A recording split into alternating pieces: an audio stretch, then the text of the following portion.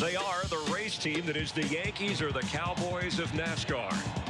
Hendrick Motorsports with 5-time Jimmy, 4-time Jeff, Popular Jr. and Rising Kane are out to end the drought. You'll see driving on the Great Plains of Kansas like you've never seen before. Today, it's NASCAR on Fox.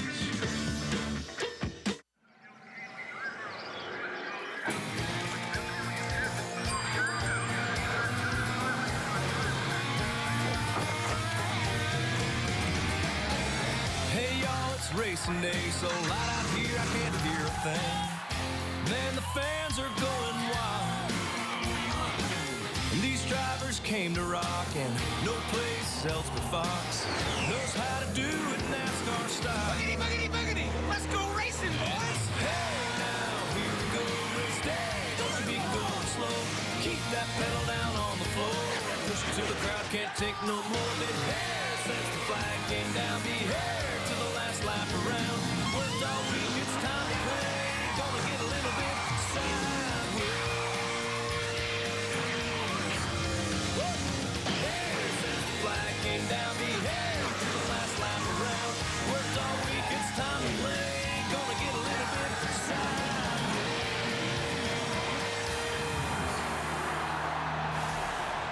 We welcome you to the STP 400 on Fox.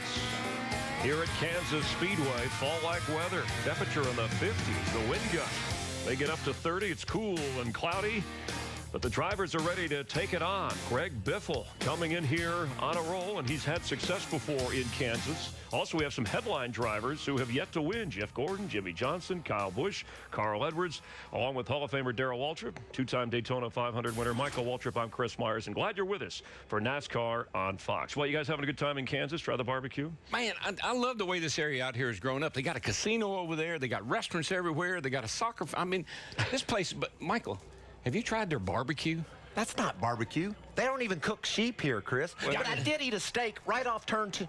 That's mutton. Yeah, all right, mutton head. Let's look at the storylines for I today. ate a steak off turn 2. They got a casino here. Aside from the weather, the hot race team, the Roush Fenway Fords, the dominance, and you look at the points leader, Greg Biffle coming off the big win in Texas. Matt Kenseth, Daytona 500 winner. He's second in points. Carl Edwards hasn't led a lap yet this year, but a top 10 finish, always a threat. Remember, he was in the chase picture at the end for the championship. But no Ford qualifying in the top 15 for today's race. How much is that an issue? It's not a concern at all. The talk in the garage area is about how strong these Fords are today. Biffle particularly. People think in the long run, which we see a lot of those long runs on these types of tracks, he's got the car to beat. So it'll be interesting to see if that's right. I think back to Texas a little bit last week. Carl Edwards had a bad pit stop. Started at the back of the field and worked his way all the way back up to the front. These Fords are fast, and they have a great race package. You know, Kansas won Daytona. Biffle won last weekend. They got the cars. They'll be up there. They'll be some of the guys to beat today for sure. It'll be fun to watch how many cars they pass. So those guys that have to work their way up to the front. Now, for some teams, right, going 13 races without a win, not a big deal. But for the Hendrick Motorsports team, that is a slump. And waiting on career win 200 for the legendary car owner, his team of Jeff Gordon, Jimmy Johnson, Dale Earnhardt Jr., Casey Kane. Now, they were all in the top 10 last week. They've had good cars, but not in victory lane yet. And that milestone of 200, we've all been waiting. In fact, the last win was Jimmy Johnson for Team Hendrick here in Kansas last fall. So who steps up for them today? I think Jimmy Johnson does. Look at his car. It's painted green. It has an earthy look to it, and it's Earth Day. I think that is the advantage he's going to need to drive to victory lane. But he's fast, Darrell. I read something that Roger Penske said. He told Rick, he said, I know how you feel, Rick Hendrick. Roger went 99. He had 99 wins trying to get to 100. It took him 3 years to get that next win, to get to 100. So, Rick, I don't think it's going to take you 3 years. I think you got 4 good chances today. Jimmy Johnson and, I believe, Dale Jr., he is so close. Yeah, it was nice to have Rick stop by the Hollywood Hotel. Maybe bring a little good luck for his race team today. 13th race here in Kansas. Toyota looking for its first win ever at this track. As we get you ready for what's around the turn, we've talked about Greg Biffle a little bit, but the driver of the Sweet 16 will join us live, and he'll talk to us about being on a roll. Jeff Gordon will join us and talk about how he is on cue for a victory. He's been close. Kansas's own Clint Boyer will take us around this sports-crazed Sunflower State. and the welcome wagon. We've rolled it up for you guys. You're watching NASCAR on Fox. We'll get you ready for this 400-mile race in just a moment. We're glad you're with us for NASCAR on Fox, the pre-race show. The Speedway here located inside Kansas City, Kansas, just outside of Kansas City, Missouri. Not that far down the road from where the Chiefs play at Arrowhead in the NFL. And of course, the Royals play baseball. The All-Star Game, July 10th on Fox. And the driver, who's from Emporia, Kansas, visited the Royals Stadium, among other places, and made this pitch. Hey everybody, Clint Warrior here. Being that I'm the Kansas kid, allow me to be your tour guide this weekend. You want sports? We got them. But you know what else? We got the best settings in the world to watch them in. No better NFL tailgating scene than right there at Arrowhead. Heck, even Kauffman Stadium is going to be hosting the All-Star Game this season, right here on Fox.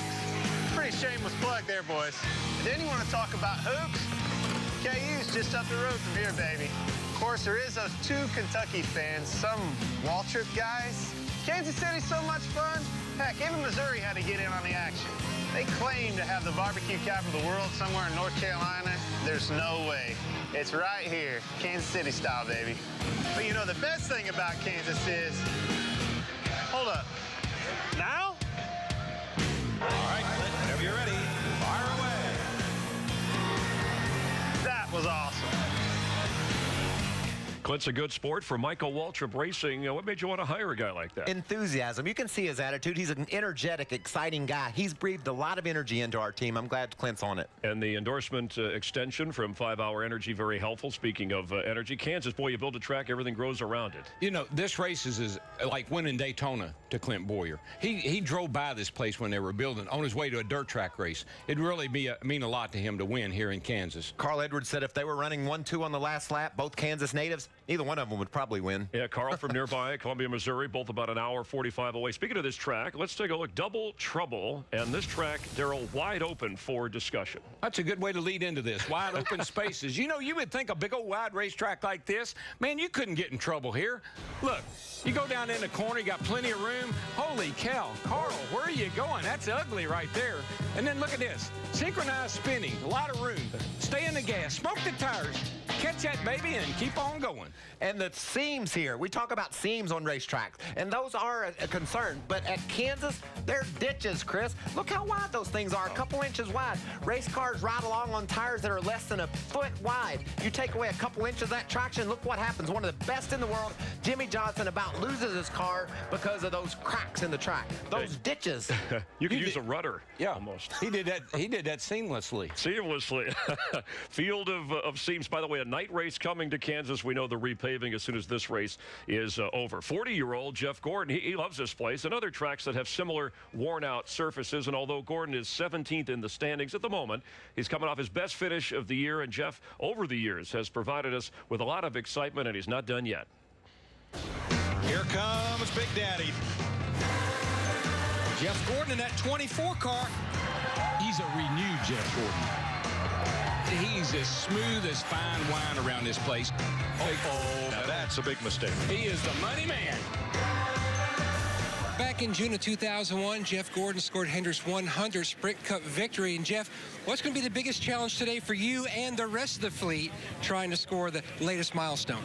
Yeah, you know, for us, we just continue to qualify, you know, mid-pack or towards the back and, you know, making up that ground. So last week at Texas, we had the race car, just didn't get the cautions. In Martinsville, we had the track position and didn't want the cautions. So, you know, I think really it's just about our team, this Drive to End Hunger Chevrolet, just continuing to put races together solidly and consistently. The race cars have just been phenomenal. This is one of my favorite racetracks here in Kansas. So enjoy the last moments of this this worn-out pavement and utilize the multiple grooves that it has right now to try to work ourselves up from 20th all the way to the front. And it's going to happen on the track as well as on pit road.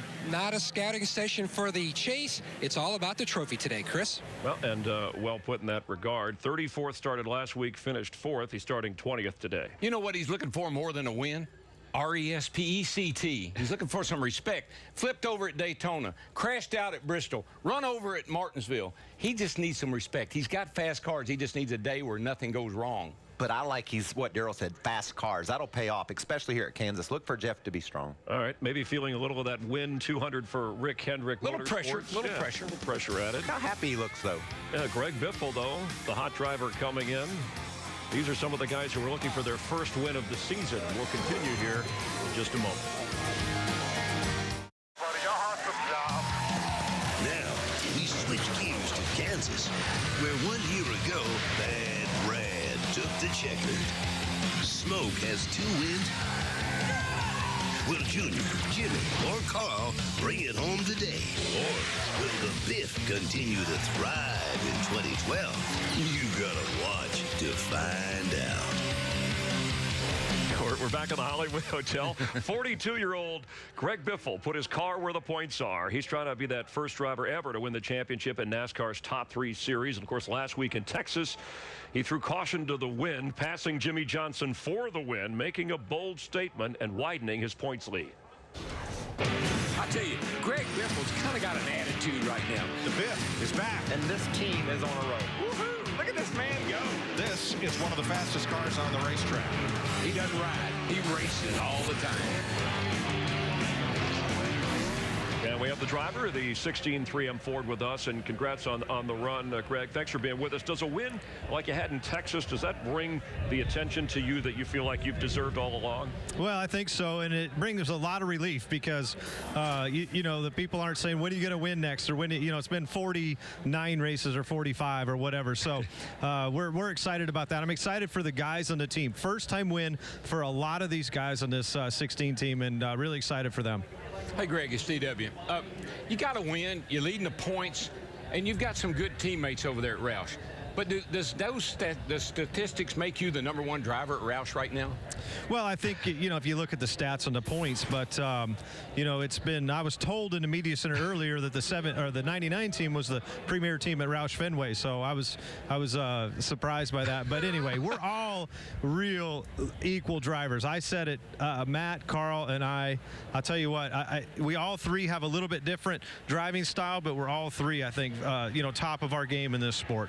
I love your attitude, brother. I love your attitude. Greg, it's MW. Attitude makes a difference, and that pass you pulled off at Texas, that was a pass with attitude. 175 miles an hour, passing 5 times sideways. What'd you think about that when you came out the other end? You weren't wrecked. I'm glad it worked, is what I was thinking. You know what? I felt good passing, you know, anybody, but, you know, Jimmy, 5-time champion. You know, I had to get it done. Right then was my chance, and I felt pretty good about the pass and better about the win.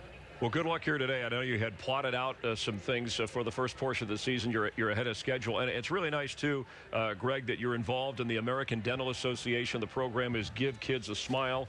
It promotes brushing and flossing and good dental hygiene. So, and I know you wore braces. Proud of that your teeth are looking good. Yeah, thank you, guys. Appreciate it for having me. All right, take care. We appreciate Greg being with us. Back to back today, buddy. Back to back. Thank you, buddy. And I'm working on it. Cars in today's race, they carry an assortment of colors. This week, key color is green. You remember in NASCAR? Yes, I'll tell you why. They issued a white paper memo about environmental initiatives, and Miss Sprint Cup is here to tell us why it's easy to be green. You've got used to seeing us in our black and our white fire suits, but this weekend we've changed up our paint scheme in recognition of Earth Day and Sprint's commitment to the environment. Are you guys digging our new colors? Right now, we're encouraging NASCAR fans to trade in their old phones with Sprint buyback program to keep phones out of landfills. Bring in your old phone to any Sprint store and get a credit towards your new phone, even if it's from another carrier. Also, now through May 17th, if you switch to Sprint, you'll receive a $50 credit. So visit sprint.com/buyback for more details or visit your local Sprint store. Make sure you tweet us at Miss Sprint Cup or right on our Facebook page and tell us how you're supporting Earth Day. Now enjoy today's racing live from Kansas on Fox. All right, thank you, and happy Earth Day. Richard Petty, there's, you know, that Petty blue, a mixture of the 57 Chevy white and 56 Dodge blue color, came out pretty good. We'll have more in a moment.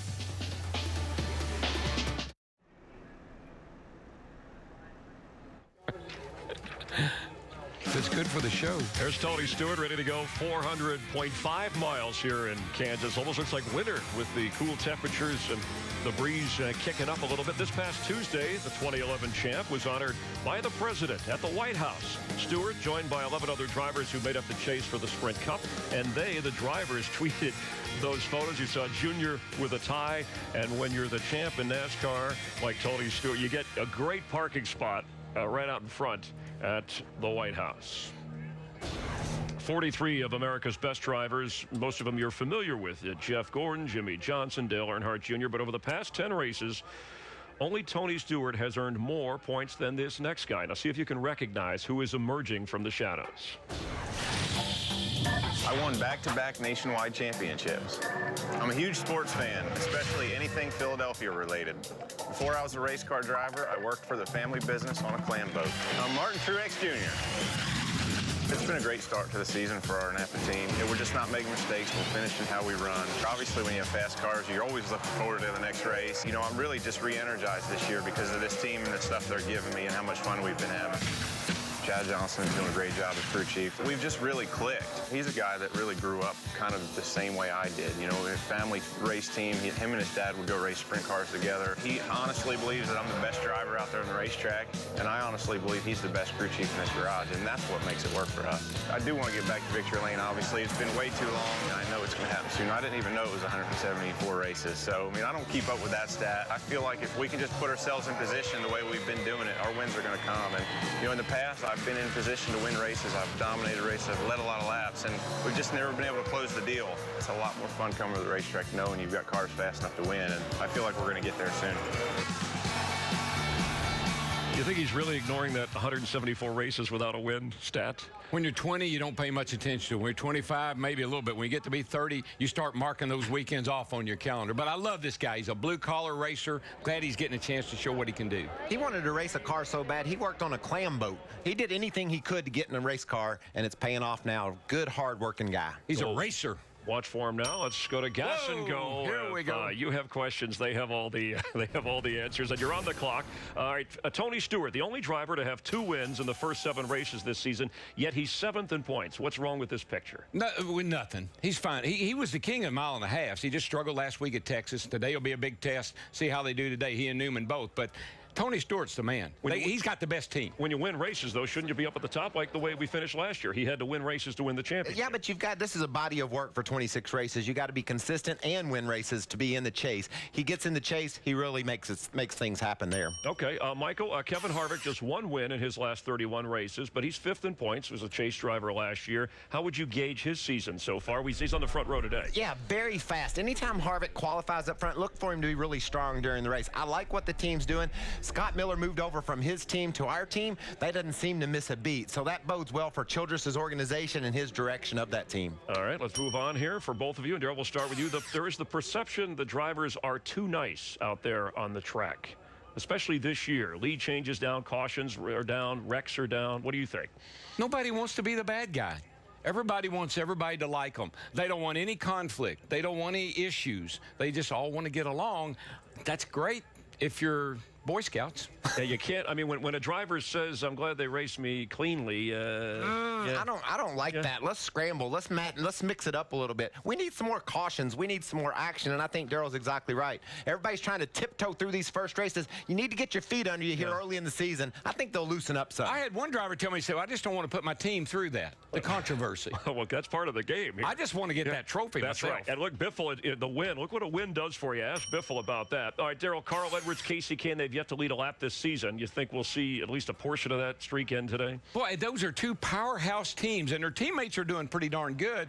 Those guys have got to get on it, though. You got to get up there. They got the speed. This cat right here, Casey Kane, he's got the speed. He got a good finish last week. That could be the start of something good for him. And he won the truck race on Sunday down in Rockingham. He comes in here on a lot of momentum. Got a little momentum. Okay, speaking of momentum here, I know Joe Gibbs Racing looking for some as well. Kyle Busch starts 25th. Joey Logano had an engine problem. We know Hamlin has won this year, and Toyota hasn't won at this track. Who do you like today? You guys have a favorite for today's race? I'm going for Earth Day guy, Jimmy Johnson in that green car. I'm going for the guy that drives the 16 car. I tell you, I like his attitude. I think he's going back-to-back today. All right, and he's the points leader, the widest gap in terms of the points lead so far this year. That's what a win did for Greg Biffle. Can he do it here in Kansas? Darrell heads up to the play-by-play booth. Michael and I will hang out at the Hollywood Hotel, and we hope you stay tuned for the start of the race from Kansas.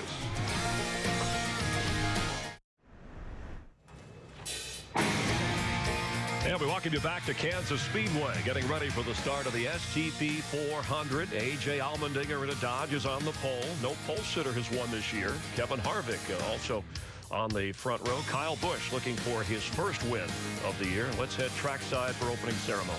Ladies and gentlemen, at this time, we ask that you please rise and remove your hats as the 4th Infantry Brigade Combat Team Color Guard out of Fort Riley, Kansas presents our nation's colors. Here to sing our national anthem, please welcome Kansas native Jeremy Vitt.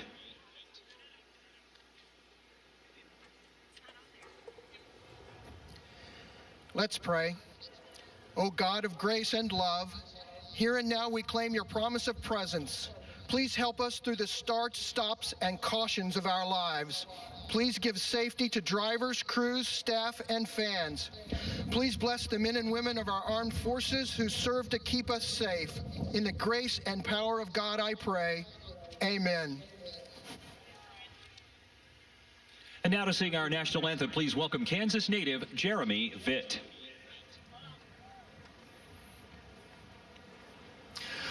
Oh, say, can you see by the dawn's early light what so proudly we hailed at the twilight's last gleaming, whose broad stripes and bright stars through the perilous fight o'er the ramparts we watched were so gallantly streaming, and the rockets a red glare, the bombs bursting in air, gave proof through the night that our flag was still there. Oh, say, does that star-spangled banner yet wave o'er the land of the free and the home of the brave?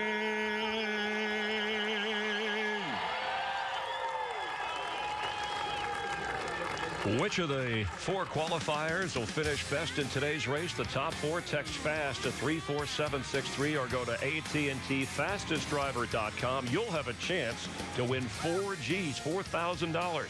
You can play every week and watch for tweets from Michael Waltrip during the race. Brought to you by the nation's largest 4G network. Rethink possible.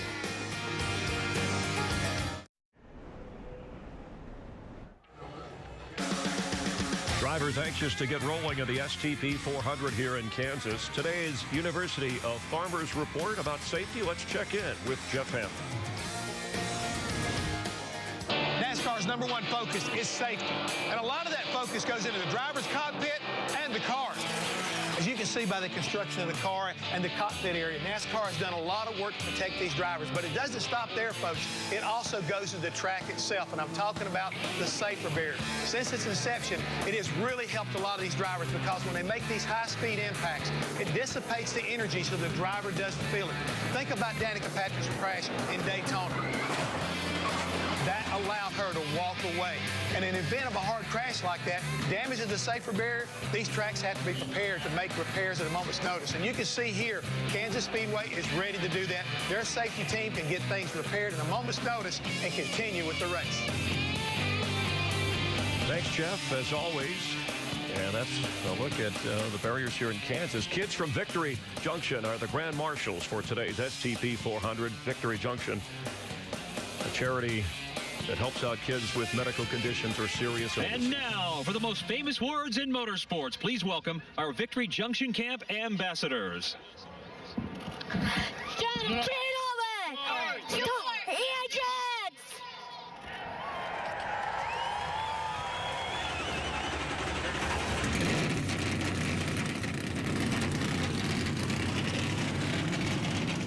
Saw some of the Hendrick drivers. 3,000 starts for Rick Hendrick Motorsports. Will he get win number 200 today? There's a lot on the line here in Kansas. We're glad you're watching NASCAR on Fox.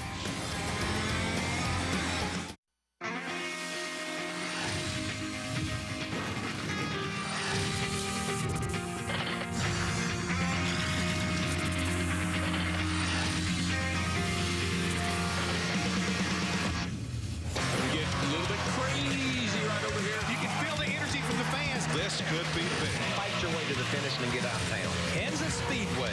Expect the unexpected.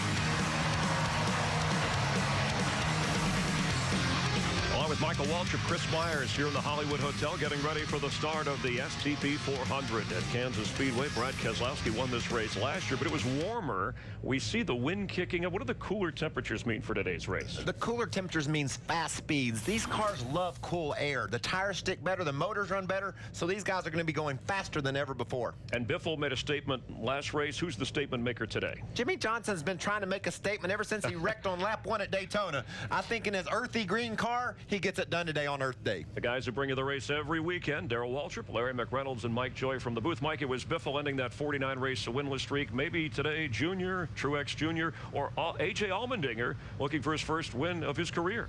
Well, true, Chris. There are a lot of those streaks that are looking to be broken. And you look at this racetrack, Darrell, how wide it is, how you've got all kinds of room to race and work with, and yet people keep finding the wall and having a lot of challenges to run 400 miles here today. I think we've pointed out several of them, Mike. One thing is the wind's picked up a little bit.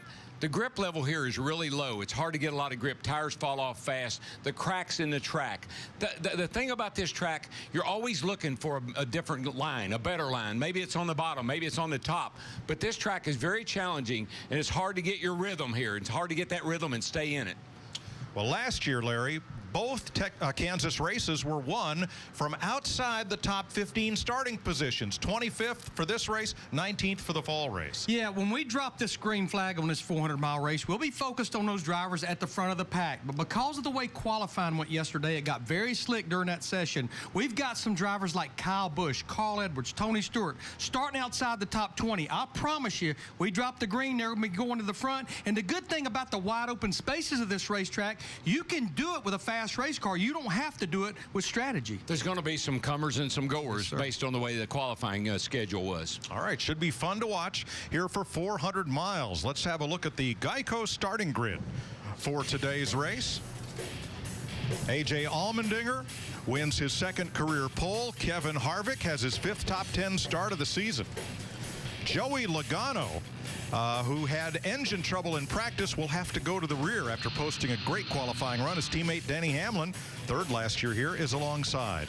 Mark Martin, the 2009 winner, finished 3rd last week. And Martin Truex, top 10 finishes in the last 4 races for Mark's teammate.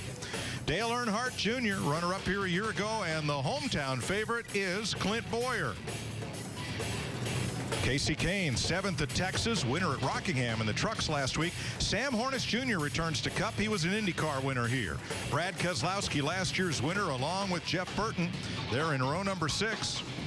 Ryan Newman, who won here in 2003, and Kurt Busch, solid last week in Texas. Jimmy Johnson, 2 Kansas wins. It's been 13 races since that victory. David Rudiman, best start of the season for Rudy. Greg Biffle is our point leader, a 2-time Kansas winner. And Matt Kenseth, his teammate, with top 10s in the last 3 Kansas races. Paul Menard and Jeff Gordon, who won the first 2 races at Kansas, and that's your top 20. You have a look at the rest of the Geico starting grid as Darrell gets on the horn. Hey, Kevin Harvick, it's DW. Got a copy there, buddy? All right, old timer. Thank you, my friend. Appreciate that very much. Hey, great qualifying run, first of all. Looks like the car is fast. Yeah, I tell you, Darrell, we didn't expect to qualify as good as we did. We struggled on both of our qualifying runs, and the guys did a good job of making some good adjustments, but pretty happy with the car and race trim. Hopefully we can put a whole day together. The cars have been fast, and put it all together and compete for the win today. Does this track present any particular challenges to you today, Kevin? The weather being a little bit different is going to be a little bit different challenge for basically what we set up for, was expecting the weather to be a little warmer. So we adjusted to that. You know, the tires fall off a lot, so, you know, you won't run the bottom of the racetrack. It's just a matter of when you move up and if that top groove goes away, so we'll see. All right, my friend, have a great day. You've been good on these 1.5 miles. Show us what you got. 10-4, thank you, sir.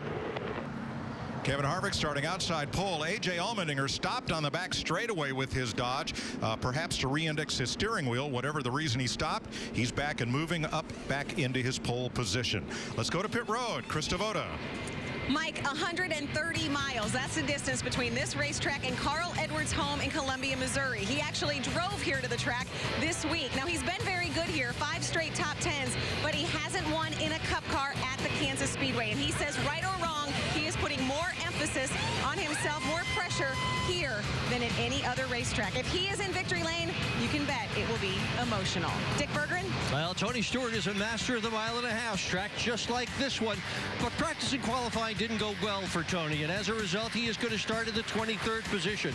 Not to worry, he has won twice here at Kansas, once from 21st. So as Larry Mack said, keep your eye on that number 14, because when the green flag drops, he's going to the front. Matt Yoakum. Dick, Greg Biffle's chasing a milestone of his own. Only one time in his Sprint Cup Series career has he scored back-to-back wins, and that was back in 2008. Biffle has a great car, starts mid-pack. His biggest concern, starting mid-pack, keeping the ears on the dog, meaning taking care of those fenders when all those cars fan out 2, 3, maybe even 4 wide, chasing for position. Steve Burns? Well, Matt, 80 miles, the distance from Clint Boyer's hometown of Emporia, Kansas, and the Kansas Speedway. He raced at a little track called Lakeside Speedway near here and watched this track being built, dreaming of one-day racing here. That dream obviously has come true. The next step is to win. His crew chief, Brian Patty, says they have got to manage the tires on the car once they experience some fall-off. Jeff Hammond? Well, Steve Burns, I've got myself a great location here today. And when you think about Dale Earnhardt Jr., he's got a pretty good one, too, starting 7th. But what's impressive, folks, is his performance over 2011. Qualifying, he's almost 10 positions better starting. Finishes, he's almost 3 positions better. He's 3rd in points currently, and the team told me, well, they've got a special win set up today. And me, along with the guys from the National Guard, well, they feel like they're going to be able to take aim on victory lane today on that 88 car.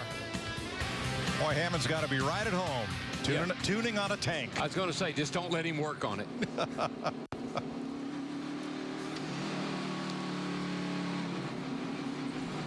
One lap, and we'll be racing in Kansas.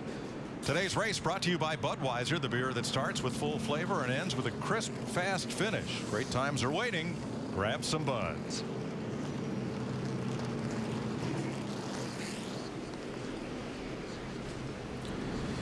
As we get ready to race, we have thoughts from some of NASCAR's top drivers on how this season has progressed so far.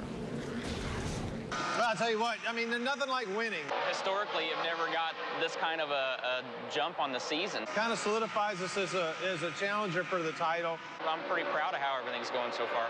Our season quite hasn't been what we want it to be yet. We've not won a race this season, which is frustrating. Felt like we're in the mix every race, and just things had happened. I feel like we're right on the verge of breaking through, getting that first win. You know, definitely got to get ourselves back in victory lane.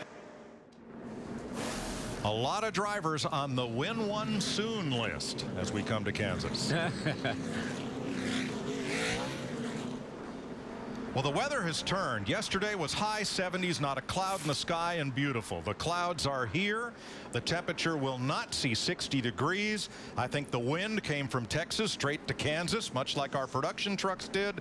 Cool and cloudy today. It's just nippy out there, Mike. I rode around here from the Hollywood Hotel, and man, you need a jacket. 267 laps the distance today. Pit road speed 45 miles per hour. The field window 48 to 52 laps. And one car to the rear, Joey Logano, who never made a full lap in the first practice session before they discovered engine trouble. So he was the first car to qualify, and he was on pole for most of the session before getting bounced back to third. And he drops to the tail of the field. I love it, Mike. All the fans are on their feet. They're clapping. They're cheering. Boogity, boogity, boogity. Let's go racing, boys. Mark Martin did not get a great stop. Denny Hamlin drops to the bottom, and the dinger. Trying to score his first Sprint Cup win, and wants to do it right from the start by leading lap 1. Allmendinger.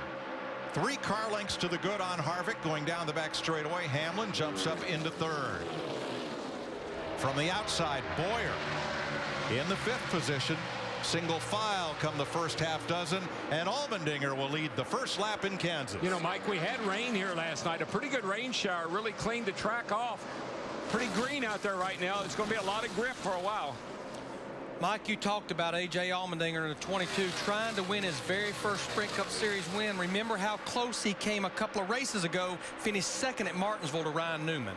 His teammate Brad Keselowski, last year's winner, and a third Penske car. That's the number 12 for Sam Hornish. Those Dodges nose to tail, 9th and 10th place ahead of Jeff Burton. I tell you what, the start of this race was just a little bit messed up.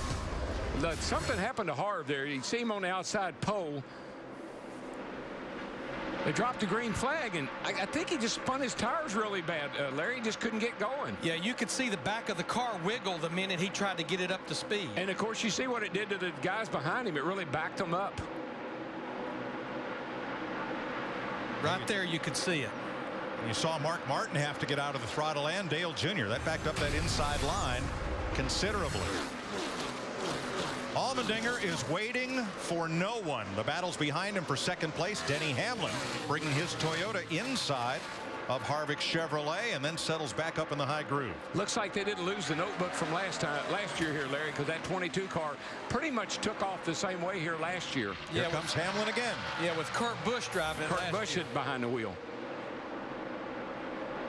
And again, Hamlin's good into the corner, but not as fast coming off the corner as the 29. Yeah, you get behind somebody, you get a little bit of that dirty air, you lose the nose a little bit, and the car will push out, and you got to lift out of the throttle, or you're going to hit the wall. Teammates, 4th and 5th, Martin Truex and Clint Bowyer, both in Toyotas. Martin Truex Jr., we're looking at him right there in that blue 56 car. Of course, qualified in 6th, running 4th. Only one driver in the last 10 races has scored more points than Martin Truex Jr. That's our current champion, Tony Stewart, who has 2 wins. That is Matt Kenseth on the outside. The number 17 Ford passing Ryan Newman and going to work on the 31 of Jeff Burton. Burton looks under Jimmy Johnson. If that looks like a strange color on Jimmy's Chevrolet, that's Earth Day.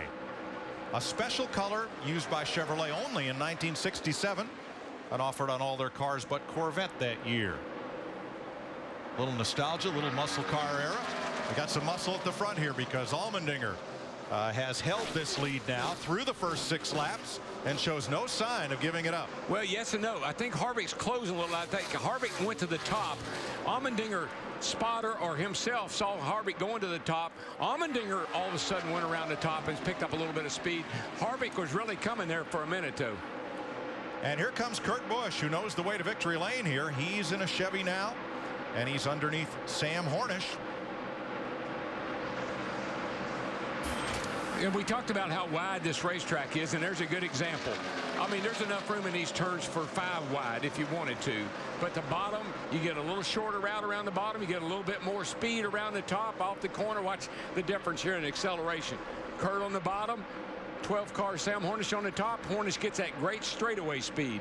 Now, Hornish has an IndyCar win here, and he's available to run this race because the series he runs in full-time, the Nationwide Series, off this week. So Roger Penske's team brought a 3rd Dodge here for Sam. And that sponsor on his car, that's one of Roger's longtime IndyCar sponsors, a great company, does a lot of work with Penske.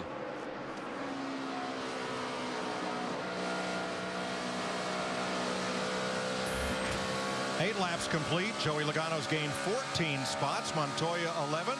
And Montoya's teammate at Chip Ganassi, McMurray, has picked up 9. Like you said, Larry, a lot of those cars starting out back, they're headed to the front and they're fast enough to get there. Yeah, if you went late in the qualifying session yesterday, exception being A.J. Allmendinger and Kevin Harvick that was on the front row, the racetrack just lost so much grip. That was some down-to-earth shots right there. Boy, Jeff Gordon, Jeff Burton battle. Carl Edwards looking in. And this is, look at this, 3 great drivers right here, and they are battling hard right now. Watch this, he's going to get a little bump. Jeff Burton's going to run up there and give Jeff Gordon a bump, and you know what that is? That's a message. But in the meantime, here comes Carl on the bottom. Carl Edwards in the 99. Burton was telling Gordon. Oh, they almost touched. And at these speeds, that could be dramatic. I think Burton was trying to tell Gordon, you need to go on to get out of my way. And so Jeff picked it up a little bit. Let's see how close that really was from our aerial coverage. Let's see the 3 of them right here together. Here Burton just is saying, come on, man, you hold me up, slid right up in front of me, give me some room.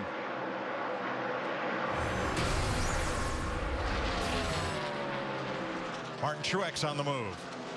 Brings the 56 to 4th place. No, here comes Hamlin right back on the bottom. And Truex prevails, wound up on the high side. Steve Burns. Mike, the early report from Denny Hamlin is that his car is tight in the center, But Darrell, you said it, because this racetrack got rained on and the rubber was washed off. That could be why it's not turning right now. Got to wait till some rubber gets down. Yeah, this track, it's got a lot of grip in it right now because it's clean, but then you get some rubber in it, and then you'll find a groove you can run in. Let's go back to that pass, Darrell. They did not touch. Let's see how close they were. Push, push, push, push, push. Loose. Yeah. But Carl Edwards in the 99, if he didn't yank that steering wheel, he was going to be up in the side of Jeff Burton in the 31. And it's just a little bit early for that kind of aggressiveness.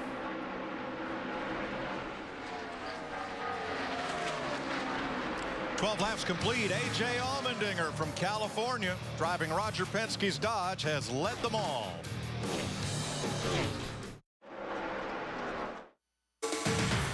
The STP 400 on Fox is sponsored by STP. Get the most out of your engine. By Sprint, proud sponsor of the NASCAR Sprint Cup Series. And by Farmers. We are insurance. We are farmers. 18 green flag laps complete in front of a pretty full grandstand here at Kansas. Everybody enjoying the race as A.J. Allmendinger has led every lap. Now he's held off Kevin Harvick, but that's allowed Martin Truex to close right up on the top duo. And Michael Waltrip, a bunch of high rollers in these top 3 spots, and I'm not talking about that casino outside turn 2. It's about their love of the high groove. Yeah, when you think of guys that like it up top, Kevin Harvick is the first guy that comes to mind, and the dude running third there, Truex, he loves to run the high line. Talked to him about Texas last week. I said, why didn't you ever go high? He said it wasn't there. The bottom was better. On the other hand, Mark Martin loves the bottom. He finished third at Texas. He's going to have to adapt his driving style, get used to riding high, because that looks like today it's where you're going to have to be. Mark Martin now running 8th, 9th, 10th with the Chevys of Dale Earnhardt Jr. and Jimmy Johnson. Yeah, marks the rock between a couple of hard places right there. We're riding with Jimmy Johnson right now in the 48 car, started in the 13th position. I talked to his crew chief, Chad Knaus, last night, and they were actually very proud of their qualifying run because he all but wrecked on lap 1 and recovered very nicely, which was hard to do on that second lap. Well, he owned this joint right last year here. That's one thing. Jeff Gordon trying to close up on point leader Greg Biffle, while Kurt Busch, former winner here, continues to impress, running top 15. Let's get back to that 9th place battle of Mark Martin versus Jimmy Johnson. Yeah, I think Jimmy really feels like Mark's holding him up now. Jimmy got a great run off turn 2 that time. Mark closed the door on him. Jimmy's a little quicker. It'd be most like Mark Martin to pull over out of the way here and let Jimmy go. Side by side in 2. You'll see Mark right here. He'll let Jimmy come up and he'll take that position away from him. Why, Darrell, do you do that? Why do you just let somebody go? Why not race them hard? Well, for a couple of laps. You remember back to Vegas when Mark slid up in front of Dale Jr. and Dale Jr. pounded him? Yes. See, Mark has everybody knows what a driver's, what his reputation is, what he does and doesn't do on the racetrack. Mark has a reputation for getting out of your way. So I think what happened in Vegas with Dale Jr. and him is Mark didn't get out of the way, and Dale Jr. kind of pounded him. But there you see that's a normal Mark Martin move right there. And here you go. Got a battle up here. Got a lap car in the way. That's David Stremme in the 30 being lapped by Allmendinger. Harvick staying very close in the 29, and then Truex. He'll go around Stremme on the outside. Matt Yoakum. And Martin Truex Jr. trying to score his first top 10 here at Kansas. He's running the high line where he expected. He also said he was concerned about those seams like Michael documented in the pre-race show. They're much narrower here. The car, though early on, is tight. That's who's reporting back to the team. And, you know, Mike, a lot of the drivers have said, man, I hate they're going to repave this. They just need to think about Daytona. We've had some of the best racing I've ever seen at Daytona since the repave. Got to think about Vegas. They redesigned the track. Best race we've seen there ever. Think about Homestead. They redesigned the track, repaved it. Great racing there now. This place will come alive when they put that progressive banking in and get a new surface on it. Greg Biffle is the point leader. He's got the respect that he has been seeking with that victory in Texas. Everybody sees him as a target right now, while Jeff Gordon tries to battle him for position. 13th. Gordon has come from 20th. Another driver who's come through the field is Joey Logano. Had a fast car in qualifying, held the pole through most of the session. Logano started out back to that engine change. He's come to 28th, Krista. Right now, Mike just complaining that the car is getting tight in the center and on exit, but he said his entry is very solid. Like you said, they know they have a good car. They said they lost a little time in that practice making that engine change, but they're very happy with how far they've come. Well, we're more than halfway through this fuel run, and that's going to make these cars for the drivers not turn quite as much because it's starting to burn off that fuel in the back. 26 laps complete in the STP 400 on Fox.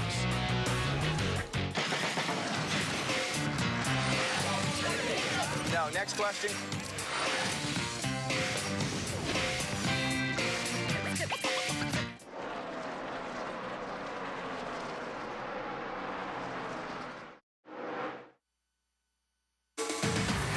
The STP 400 on Fox is sponsored by Ford, proud sponsor of NASCAR, and by Coca-Cola. It's time to refuel. Coca-Cola, open happiness.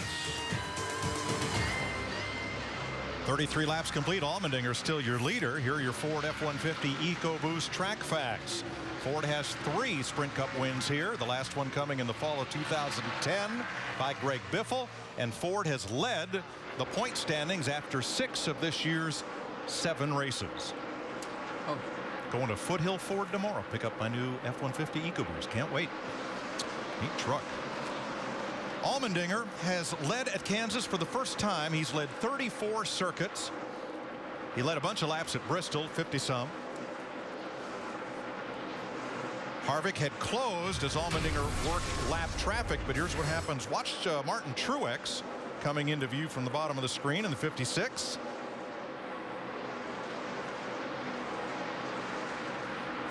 He tried to dive bomb it down in there, DW, but of course he paid the price on the exit of the corner. And that's the contrast between a low line and a high line. You get such a great run off the corner unless you really put a big slide job on that guy when you go down in there. He's always going to have the momentum coming up off the corner. Take your line away.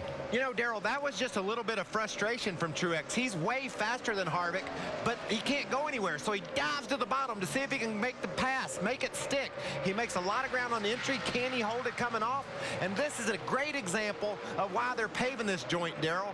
It's a one-groove track about right next to the wall. They put some progressive baking on it, then maybe we can see some side-by-side. Oh, wait a minute. We're seeing it now. Look at these two. Harvick wasn't going to stand for any of that. He went right back to the bottom after Truex once again. We know that high groove is fast off the corner, and that cements second place for now for Martin Truex. Yeah, Truex ended up exactly where he wanted to be up top, then he could get that run through 1 and 2. Well, Michael said that Truex is a lot faster. You know how much a lot faster is? 1/10. He's 1/10 quicker than Harvick, and that's the difference. So now with Truex in second, is Allmendinger's lead in jeopardy after 37 laps? Oh, I think old Napa Know-how's on a hunt right here. I believe he's got something for him.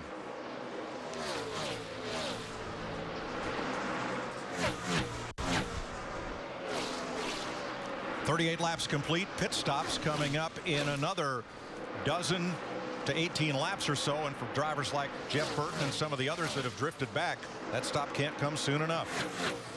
And a lot like Texas last week, the give up on the stopwatch over the course of a run with tires, once a leader starts hitting pit road, you can't be far behind.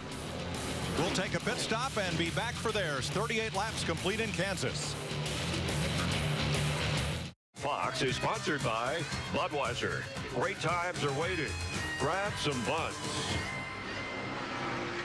43 laps complete, and for the lead, Martin Truex comes after A.J. Allmendinger, but he's headed for pit road. He will be about the 8th car in, as some of those that had trouble coming to pits early, like Jeff Burton, Jamie McMurray, and Clint Boyer. I think, is that Dale Jr. that just missed pit road? Dale Jr. was trying to get on pit road and missed it. And Darrell, that's not hard to do here because the entrance is almost dead in the middle of turn 4, just past it. Saw a bunch of guys really smoking them, getting down in there, trying to carry as much speed as possible, but the 88 missed pit road. Matt? And the 56 of Martin Truex's biggest complaint, the car was slightly tight. Air pressure change on the 56.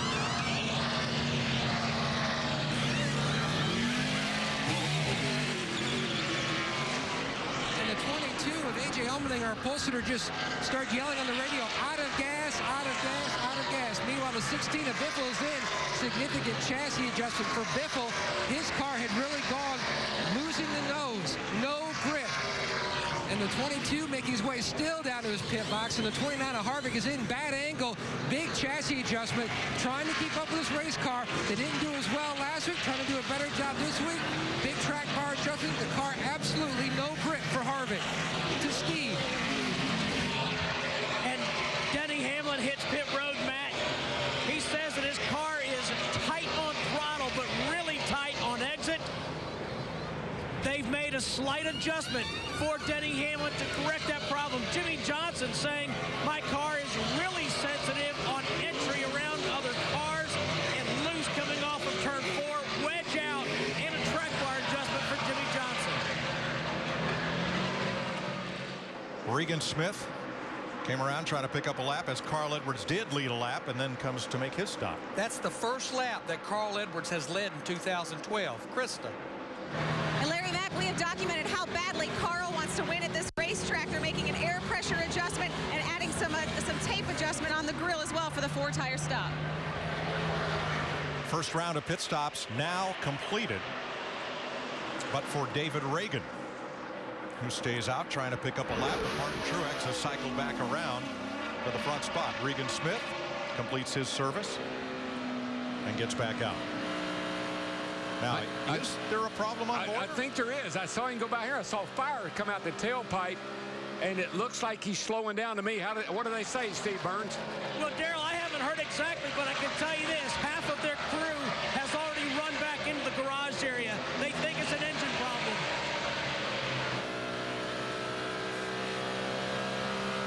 Yeah, it's definitely lost his cylinder. I saw a big ball of fire come out of it, like he lost his cylinder. But, man, look at this right here. Holy smokes. No, he's not in that crowd. Edwards trying to knife his way through traffic. Here comes Biffle on the bottom. Look at these guys slicing and dicing. Boy, when you put new tires on, Larry, it lights them up. Well, you got a lot of our lead lap drivers that's fighting and clawing through a lot of these drivers that are 1 or more laps down right there. Truex holds a 4-second lead on Harvick. Then Casey Kane, Keselowski, and Hamlin. Now, Dale Earnhardt Jr. was 8th before the pit stops. Missing pit road, he quickly got right back up to speed, came around again, and only lost 3 positions with that miscue. Earnhardt's currently 11th. A.J. Allmendinger had been the leader and came in to this pit stop for his AAA team. Yeah, if something is really, really slow here, they take a long time. Well, I think it threw the crew's rhythm off because Greg Biffle was about to leave his pit box in the 16, and A.J. Allmendinger almost had to stop, let Greg go by, and then into his box, and that actually throws the crew off and getting their work done. They were holding him, Larry. I full of fuel. Now here's Biffle coming out, and you're right, Allmendinger I saw had to wait and come in. They had this problem coming in, but then they held him an extra couple of seconds. You know, they have that fueling issue that they've been dealing with, and apparently, you know, they held him to be sure they get that thing topped off. I think it threw the timing of the gas man off too, Larry, when they had to stutter there, and maybe he was a little late getting that first can done. And honestly, you do not want to leave pit road, Michael, unless you know you're full of fuel at the way this race is unfolding already. You know, I heard on the radio Allmendinger yell, I'm out of gas, guys. And when you're out of gas, you've got to wait. You've got to turn that starter over and just wait until the, we got a spin coming to pit road. Clint Boyer has spun in turn 4. Not sure if he locked it up trying to get to pit road, Darrell. He was trying to get on pit road, and he locked it up. And, of course, he's got an engine problem. The engine may have finally let go in that car, but no, he's still running. I think he was just trying to get on pit road.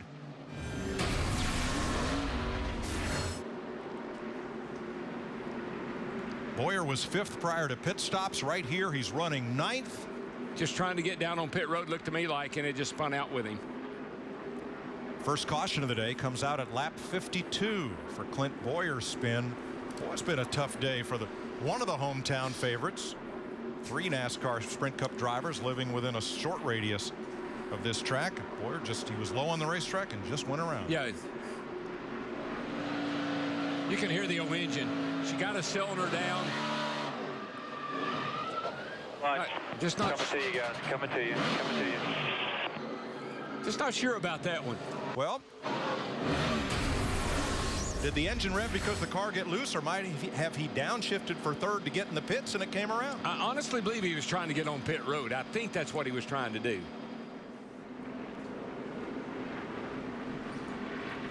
I got to believe he's a pretty frustrated young man right now with this engine problem, a track that he would rather win at than Daytona, and now he's got this problem. I think he was just frustrated.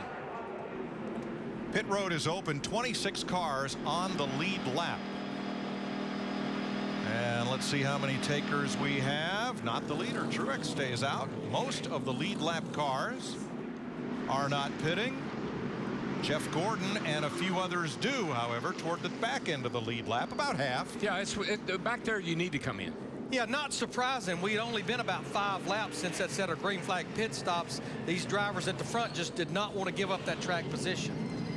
But if you're back in the middle of the pack or so, how about it, Krista? Well, they went 1 round up on the track bar on the last stop. They're going back on that adjustment, but they are planning on pulling a rear spring rubber out of the 24 machine. Jeff Gordon saying he's just so tight, especially under throttle. Matt? Greg Biffle called his car ridiculously fast in the first run, but then he lost the nose. This time they're just doing the opposite of what the leaders did. They stayed out, he hit pit road. Clint Boyer's bad day got worse. He has taken his Toyota to the garage. Tough break for Boyer. And we're under caution for the first time today in Kansas.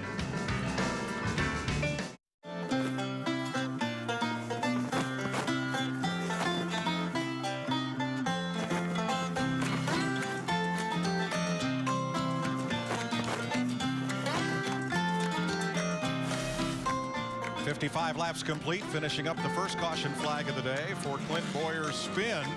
That's the first caution in the last 286 laps of Sprint Cup racing, going back to about lap 100 at Texas last week. David Rudiman gets the free pass in his Chevrolet. He's the Aaron's lucky dog. You don't need credit. All you need is Aaron. So he gets back on the lead lap. We'll restart with 27 lead lap cars. Off track in the garage area, Scott Riggs, Mike Bliss, Joe Nemechek, and Clint Boyer. Dave Blaney was in the garage, but he's just come back out on track as we get ready to restart after the first caution of the day. About half and half. The top 12 drivers stayed out. The other 15 drivers on the lead lap hit pit road. This ought to be pretty wild and pretty crazy right here on this restart. So a difference in tire wear of only 7 or 8 laps between the lead cars and those that stopped. Green flag. It seems like Harvick's struggling a little bit on these restarts. Three wide. And Hamlin drifts back up in the low groove, but behind him, Allmendinger is caught in a sandwich. 4 wide off turn number 2. And they try and sort it out. Boy, this is when you just have to be so aggressive on these restarts. You've got them right here. You got them all in a bunch. Get as many as you can before they get strung out. Truex all alone, as is Harvick. Third place, Hamlin and Casey Kane continue to go at it with Brad Keselowski. 4 wide right here at the start line, down on the apron as they went by. Yeah, those drivers with fresher tires at the back, they tried to take advantage of it in a hurry on this restart. Kurt Busch to the bottom. Gordon runs out of room up top. That may leave a spot for Busch or Edwards as Montoya in the 42 battles the 55 of Mark Martin. Wow, did you see Greg Biffle in the 16, our points leader? Kyle Busch just clipped him in that left rear. He was just hanging on. Look at him on the apron right here. Look at all, I mean, look at that. Landon Castle had to go to the apron because they were already 3 wide at the start-finish line. Tony Stewart, 14. Nowhere to go, no way to get there. And boy, Almirola comes right up in front and almost takes the nose off Joey Logano's number 20. And don't forget now, you can be below the white line on a track like this. Daytona and Talladega, that's a no-no. But here, you just go everywhere except where it's green. And don't rule out they won't try that. Well, you might try it, but it won't work.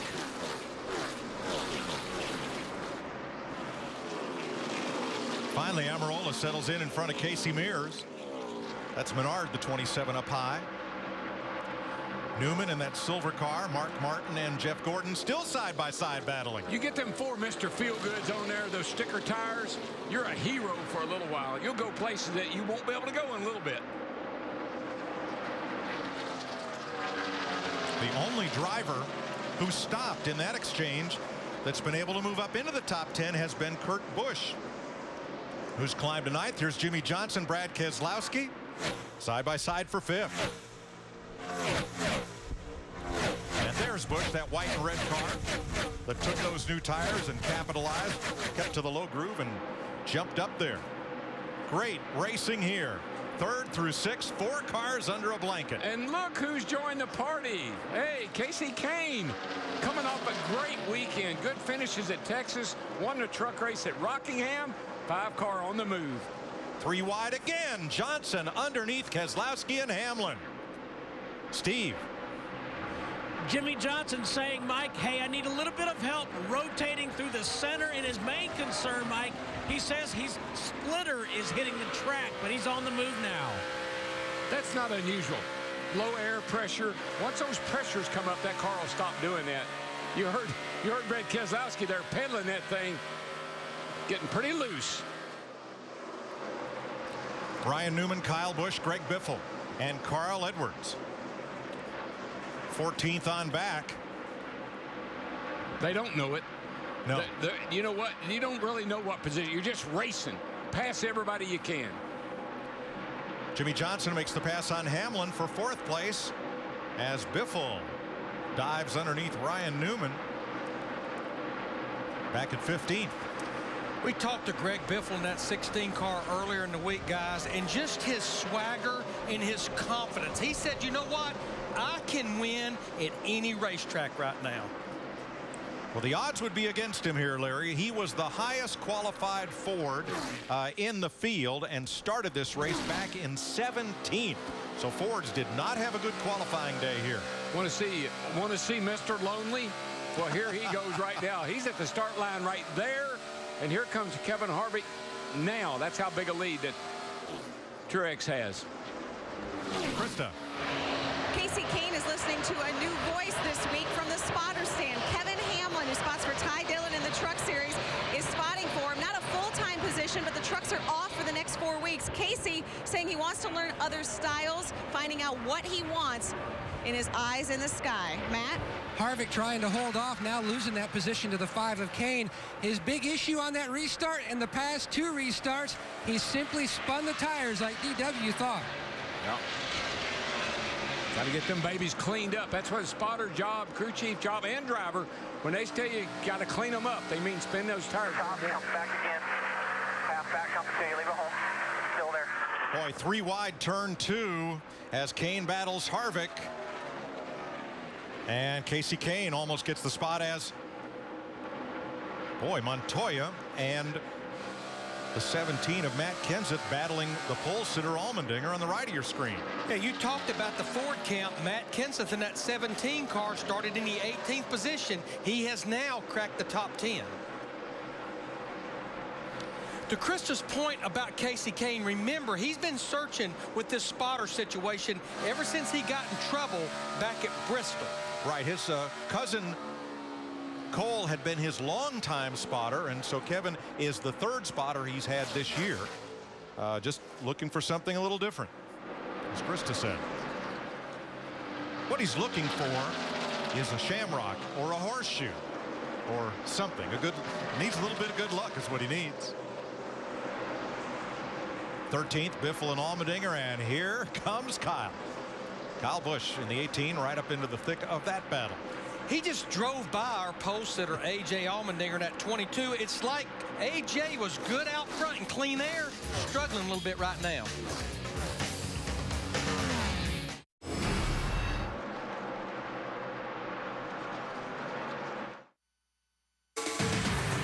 The STP 400 on Fox is sponsored by Diet Mountain Dew.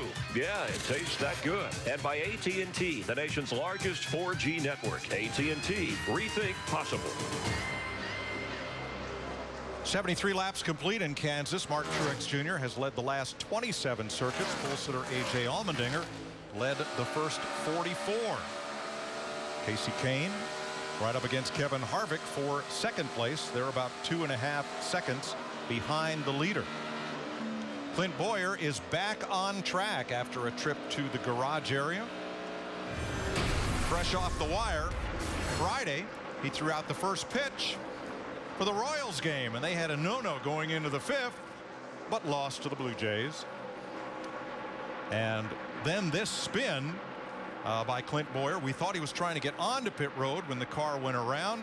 He spent some time in the garage. They disconnected one of the valves in the engine, so he's on 7 cylinders trying to complete the race. And that's what's fresh off the wire. Served to you by KFC. Come in and taste why fresh is better. It does. Something's wrong with the 22 car, too. I think same thing. What are they saying, Matt? DW, he ran out of gas earlier. That's why he stumbled trying to leave his pit box, and then he simply told the team, we have a motor issue right now. He's just trying to ride it out as long as he can. Not looking good for the pole sitter. Yeah, right now he's about 2 seconds a lap off the pace. Yeah, he's down a cylinder just like the 15 was. But I like what the 15 did, Mike, Larry. They disabled that cylinder. So that means that the parts that are in there that are broken, they're not moving. They're just cars running on 7 cylinders. Both of these cars dropping cylinders occurred very quickly after pit stops. Missed shifts, perhaps, getting up to speed? Very good, perhaps, Mike. Very good. I've been watching this 42 car of Juan Pablo Montoya. He's one of the drivers that did come to pit road under that last caution, but he started back in the 37th position, and Krista, he has cracked the top 10. Yes, he has, Larry Mack. On that stop there, one of the guys that just took 2 tires. At the time, he said he needed to be a bit more free. Now saying he's a little bit tight under throttle. I tell you somebody else, Larry, that I'm surprised. Dale Jr. missed pit road, and really, he kind of has overcome it without much of a problem. He's running in 6th spot. I thought that was really going to mess up his position, but he's holding on pretty good.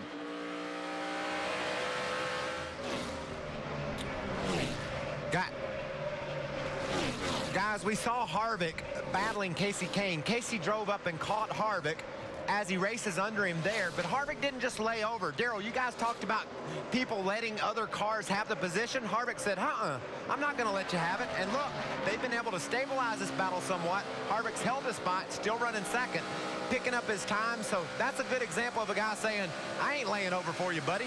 Yeah, Harv will let you have it all right. He's a taker, not much of a giver. That's right. He's a taker. Martin Truex Jr. leading Kevin Harvick and Casey Kane. Glad you're watching the STP 400 from Kansas Speedway. And after 84 of 267 laps, Martin Truex Jr. working on a career-high 5th straight top 10 finish, and maybe his first win since 174 races. His only win in his Cup career. He led 69 laps last week in Texas. Let's check in with Jeff Hammond for an overview here from the Hollywood Hotel to the sprawling Kansas Speedway. Jeff? Thanks, Chris. I'm over here at the Hollywood Casino, if you can believe that, folks. But the cool thing about Kansas Speedway is what's grown up around it. Darrell Walker kind of touched on it in the pre-race. With the casino, for instance, or all the restaurants are just outside of turn 3 and 4. The businesses are thriving. They're bringing in a lot of jobs. It's really helping the community. It's a destination now, folks. It's not just the racetrack. It's quite an attraction. Mike? Thanks, Jeff. Big soccer stadium there. And we're told that Kevin Harvick is very short on fuel there. Getting pretty close to green flag stops. To Matt. And Kevin Harvick saying the car feels like it is out of gas. They're going to go back to their practice air pressure settings. The car just way too free on exit. The crew guys up on the wall waiting for Harvick. When do we expect the leader, Larry? Yeah, I think Martin Truex Jr., Casey Kane, Brad Keselowski, some of the first drivers to pit under green, I think they're going to be on pit road here within the next couple of laps. One thing he's got to watch with no engine, with his engine not running, his tach's not working, and you got to be careful speeding on pit road.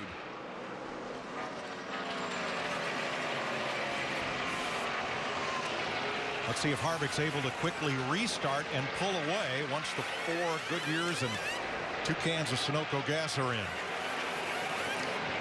Yeah, I think with the time that he lost when he ran out of fuel, and you can see they can't get it refired. And finally get it refired, he is going to lose so much time with running out of fuel, what he had to do on pit road, and holding it till he could get it fired. The leader, Truex, comes off turn number 4, had an anxious moment there, lapping David Gilliland, but here he comes. But with the 29 car, notice no ether being sprayed into the engine, no pushing the car, set there, let it get its pressure up, and it starts. Brad Keselowski is in. A.J. Allmendinger also coming as we begin second round of green flag pit stops. Dick? Well, Brad Keselowski's had a good day for himself, as has this crew. Keselowski drove the truck race yesterday, finished in 3rd position, so he got a little information some of the other folks maybe didn't get about this place. He won the spring race here last year.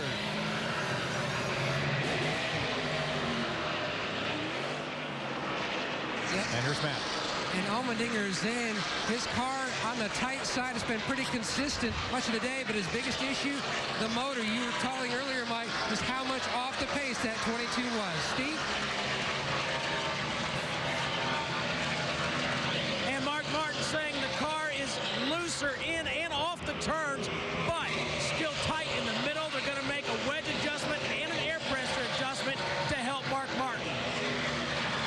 Only about 6 more cars need to stop in this part of the sequence, the ones that did not stop during the last caution. Hornish is in. Junior made it that time. Yeah, he didn't miss pit road. He slowed her way down that time. Dick? Dale Earnhardt Jr. got lucky on the last pit stop, missed pit road, but managed to stay in the top 10 nevertheless. He has had a decent car all day long. He just wants to free it up a little bit on this pit stop. Junior looking very, very good today in Kansas. Krista? Casey Kane, they're stretching their fuel mileage. He is out of fuel. They had planned to come in 1 more lap. Casey Kane actually saying he's having to work a lot harder in the race car as well, saying his hands are numb. There's more wheel in the track. Matt? And Martin Truex Jr. and his team just trying to put the entire race together. So far, the car very solid. He wants a slight air pressure change. He says the car is just a little bit snug from center off. Steve? Matt, Denny Hamlin saying the car is still tight at both ends of the track. On exit, they made an air pressure adjustment and given him 4 tires. Krista? Casey Kane limps his way around, makes it in. They were planning on making a wedge adjustment, the wrench going into the back of the car to make that adjustment. Like we said, Casey's saying he's having to work a little harder, and the proof is in his hands. His hands getting numb on the wheel, because I also mentioned the wind on the backstretch. Brian Newman and Carl Edwards in. That will almost complete this part of this round, and Jeff Gordon in a little early than he would cycle through. That 5 car, that was painful. Krista? Well, Jeff Gordon came in back on lap 52 in the round of stops, and he's actually saying the adjustments they made have not fixed a single thing. He said he's still tight in the center and crazy loose in and off.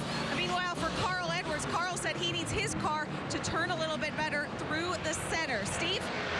Mr. Jimmy saying he is still in the center. He says park throttle is my friend. They're going to take a spring rubber out of the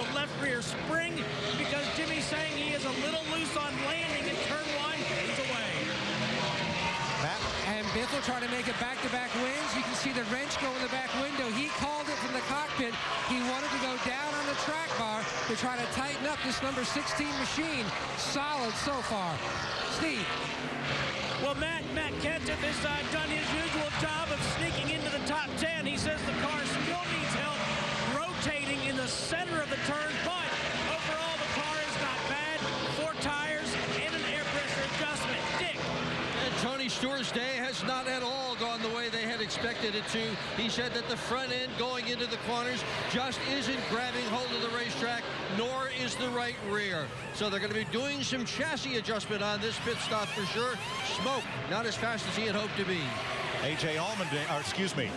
Eric Almirola missed his pit and will have to go around in the 43. Montoya's in front of Krista. Juan Montoya saying his race car is getting just a little bit loose. They really haven't made any major adjustments, just air pressure throughout this race. They are very comfortable with this race car, and a focus of their program has been these mile-and-a-half tracks. So far, things are looking good for Juan Pablo. Montoya was the leader, and we're told there was a problem with Jimmy Johnson's pit stop. May have missed a lug nut. Well, we got a lot of issues here. Watch it. I want you to watch this 17 car. He's running wide open. Watch this. He just, I mean, in the gears, in the brakes. There's the timing line, and got it slowed down in time to get in his pit box. A crazy, great job. And then Eric Almirola just plain didn't stop in his pit and was headed for the next stall. He had to go around, and here's a Johnson stop. You can see there the right rear tire changer had to put that lug nut. That NASCAR official was right there watching. Now that beat the alternative, and that would be leaving without that lug nut and having to come back in. A very eventful round of green flag stops. Martin Truex came in with a 5.8 second lead. He's expanded that by 3 seconds.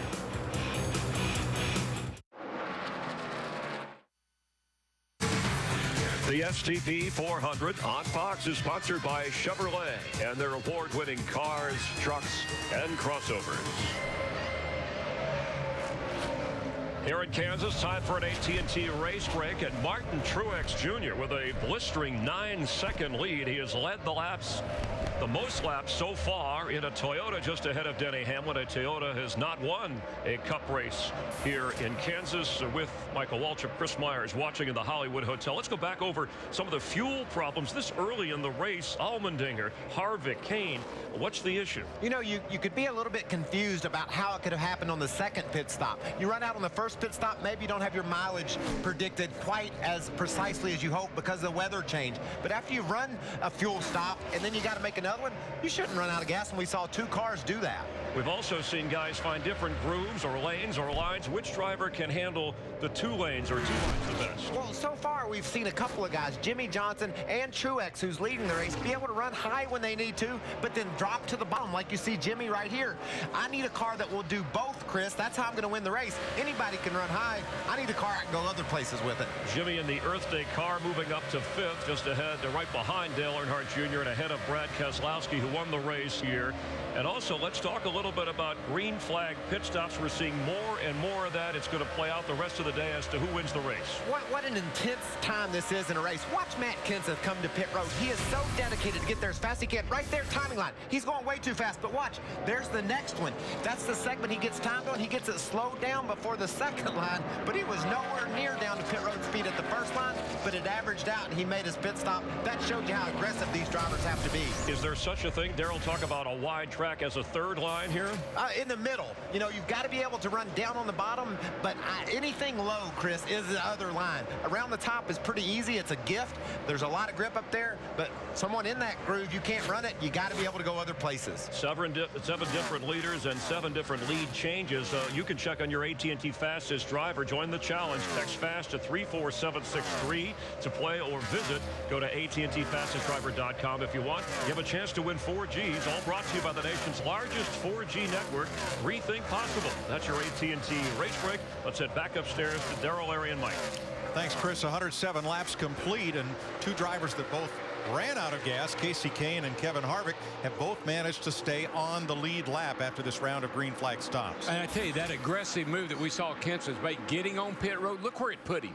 put him in third place. He made up a ton of time right there, Larry. It was a gamble, but he made up some time. Yeah, and on the flip side of it, we talked about two of those drivers that ran out of fuel, like Kevin Harvick in the 29. He's a half a lap down, still on the lead lap, but Casey Kane in the 5 is only a straightaway in front of our leader, Martin Truex Jr. Martin Truex Jr. picked up 3 seconds of lead on that green flag pit stop exchange. He's in front of Denny Hamlin by 8.6.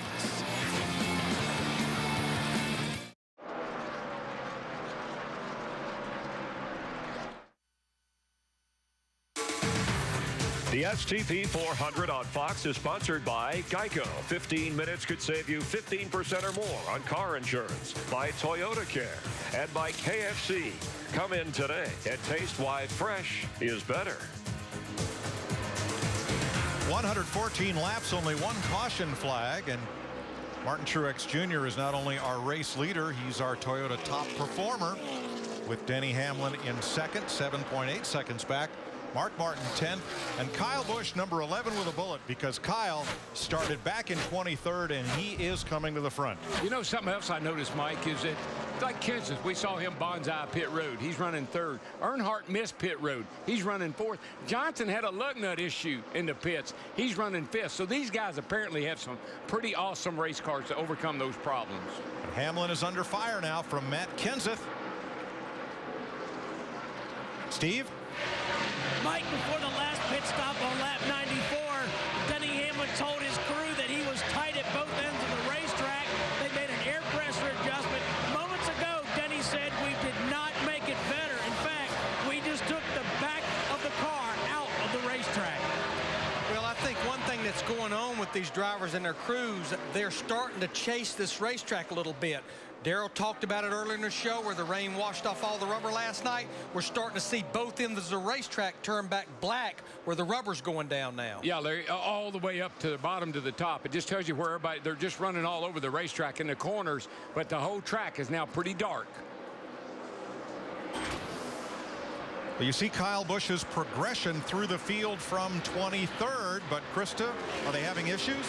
Well, the issue is that Kyle says he can't see, and the reason being there's a vibration, he says, in his headrest. It actually says causing him to make it feel like his eyeballs are going to pop out. And he said the 48 Jimmy Johnson, the team told him, complaining of the same thing. Kyle said, it is hard to drive when I feel like I can't see. And I got to tell you, I believe a little bit of that is the surface of the racetrack. All these cracks and crevices that are in this track, the reason they're going to repave it, it's causing some vibration in the race car, just like going down the highway. Really and truly, Kyle Busch at 18 is not a surprise that he's moved up, because if you go back to practice on Friday, he had a fast race car, but he was victim of going late in the qualifying session and just didn't get a good lap in. 4th place. Hendrick Chevy teammates Dale Earnhardt Jr. and Jimmy Johnson. Now Earnhardt came out of the pits 3rd, lost the 3rd spot to Matt Kenseth, and now Jimmy Johnson alongside. Well, the last time a Hendrick driver went to victory lane was 14 races ago when Jimmy Johnson won the fall race here at Kansas. You're riding with Dale Earnhardt Jr. finished 2nd a year ago here to Brad Keselowski in that 88.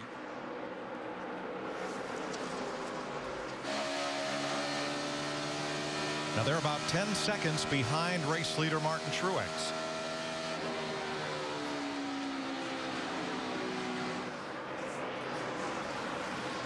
Good catch.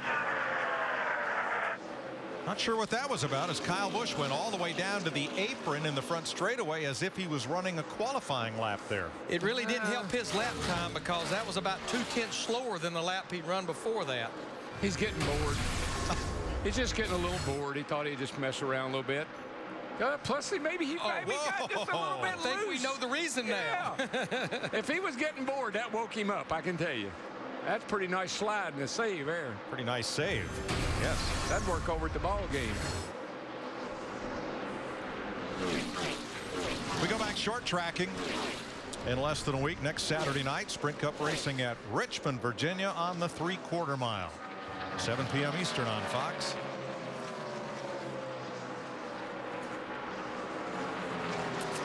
I've been watching Kurt Busch in his 51 car as he just goes by Brad Keselowski. Remember, Keselowski was his teammate last year at Penske Racing, but Kurt started back in the 14th position. This is a race team where the owner and the driver, talking about Kurt Busch and James Finch, started really reaching out this week saying, we're going to keep going forward, but boy, do we need to put something on these quarter panels. Yeah, that's why they took James Finch's business off the car and running the car with a blank hood and quarter panel showing we are seeking sponsorship. Not because they need it to finish the season, because James Finch wants Kurt Busch to have the equipment and the wherewithal to race to his full potential. Yeah, I mean, we all know that James has basically raced out of his pocket for most since he's been in racing. Has a big company down in Florida that has always allowed him to do that, but he needs something to help him go to the next level. Kurt Busch currently 7th. Your leader is Martin Truex Jr. by 7.8 seconds over Matt Kenseth.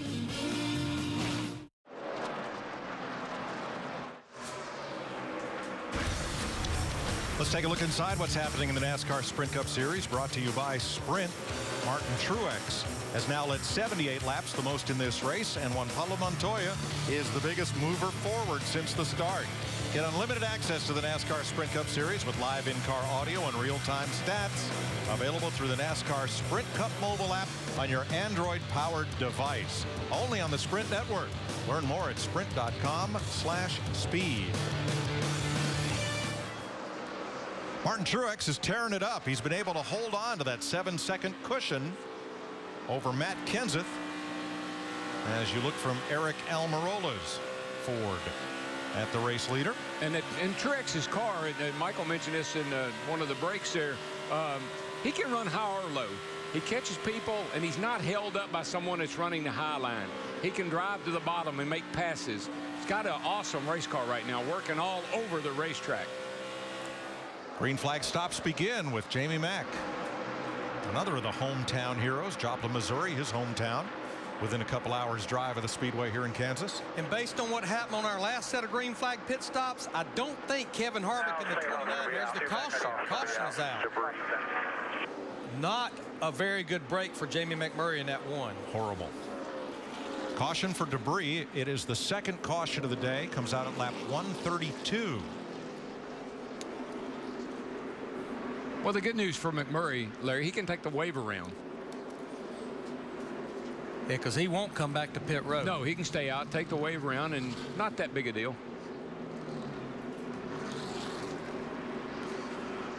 All right, let's find out what is going to happen on this round of pit stops, Matt. And Martin Truex Jr. says his biggest issue is just trying to be patient and smooth and not overdriving the race car. The car very close. Maybe, Steve, a small air pressure change to tighten him up. Well, Matt Kenseth is saying that his car is very good at the end of the run. They don't want to leave the car pat, though. They're talking about making small changes to that 17, Dick.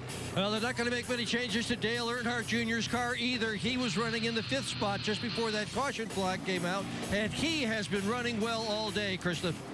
Well, Kyle Busch is certainly awake now after that great save. He was complaining about his head hurting a little bit, but he said the last adjustment his team gave him has made his race car better.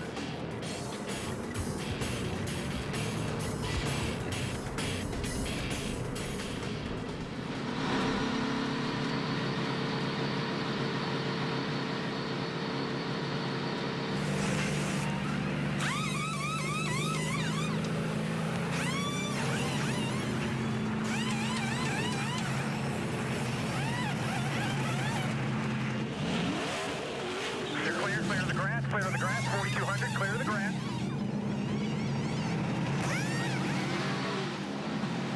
Clear all in.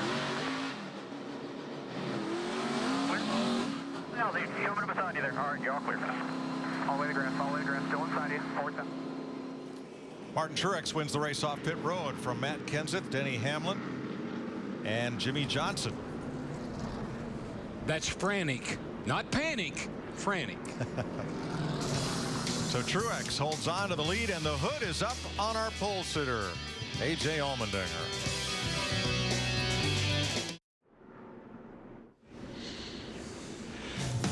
Martin Martin Truex Jr., your leader, under a caution here at the Kansas Speedway. And time for an AT&T mid-race report. Bobby Labonte with engine problems. We've seen engine problems affect a number of teams, including the pole sitter A.J. Allmendinger, who led the first 44 laps, trying to win his first career race. The ordained minister performing a wedding in Reno before he came hoping to win a race here. Out of the picture, Truex Jr. in the picture, along with some other guys who haven't won in a while. Let's see what Darrell Waltrip is looking at. Well, what I'm looking at, Chris, is if Darian Grubb can make some good pit calls and keep that 11 car up there in contention, I think Denny Hamlin may be the guy that can pull off the win. You know, Darrell, Matt Kenseth has got a fast car. Martin Truex has had it made, 9-second lead, riding out there all alone. He's fixing to figure out there's some serious contenders in this race. I think Matt Kenseth makes a strong charge in the second half. You know, Michael, you don't want to have to make an extra pit stop, and you don't want to get burnt by a caution after making a green flag pit stop. But I think when you look at what happened to Casey Kane and Kevin Harvick, the last thing you want to do is run out of fuel on the racetrack. It's been nearly 4 years since Dale Earnhardt Jr. has driven a car into victory lane in this league. But today, everything is going his way. The chassis is working right. The crew is doing a great job on pit road. And the crew chief is making the right calls. Maybe it's Earnhardt's day today. This is the third time this year that Martin Truex has led the halfway lap. In fact, in this short part of the season, he's already led more laps than he has in any season since 2007. Finished last year with 4 top 10s. He's on a roll, Chris. And Mike, he said in the pre-race show, I don't even know what that number is about a winless streak. 174 races since his first and only Cup win. But remember, after Richmond last year, fired his crew, changed his pit crew. They've been grade A since. In fact, in Texas last week, under some green flag stops, they helped him gain spots. All he has to do today is protect the lead in the second half of the race. Can Truex do it while others are having engine problems and fuel problems?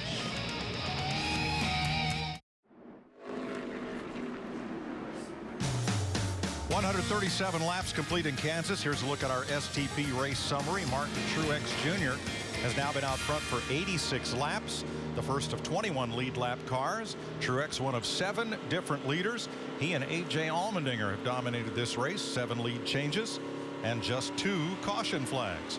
Now to Jeff Hammond and the University of Farmers follow-up. A lot's been said about the repave that's getting ready to happen at Kansas Speedway. But the cool thing about it, the track officials here at Kansas Speedway, they're ready if we have a problem with the old track. They built a special trailer that they can take out to the location of the problem on the racetrack and do the necessary repairs, just like a good pit crew. They've got patch work right here ready to go in action. They got the saws to cut it out. They've got everything necessary to pack it back down so we can get back to racing. Folks, let me show you what's wrong with this racetrack. Even though it's not that many years since it's been paved, look right here, it's already breaking up. This is what Michael Waltrip referred to as a seam. You can see where it's kind of breaking apart as far as asphalt. Here's that ditch he was referring to. The cool thing about it is, if anything happens on the track, this team is ready to jump into action.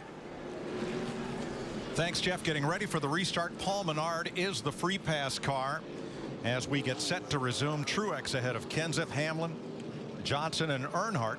The top 5, and a lot of smoke from Clint Bowyer's car, and we're going to add a lap under caution so the track crew can have a look and see if there's any fluid up there in the groove as Bowyer is headed toward pit road or the garage. That was pretty inevitable there. I mean, they patched it up and got him back out there, but she was wounded.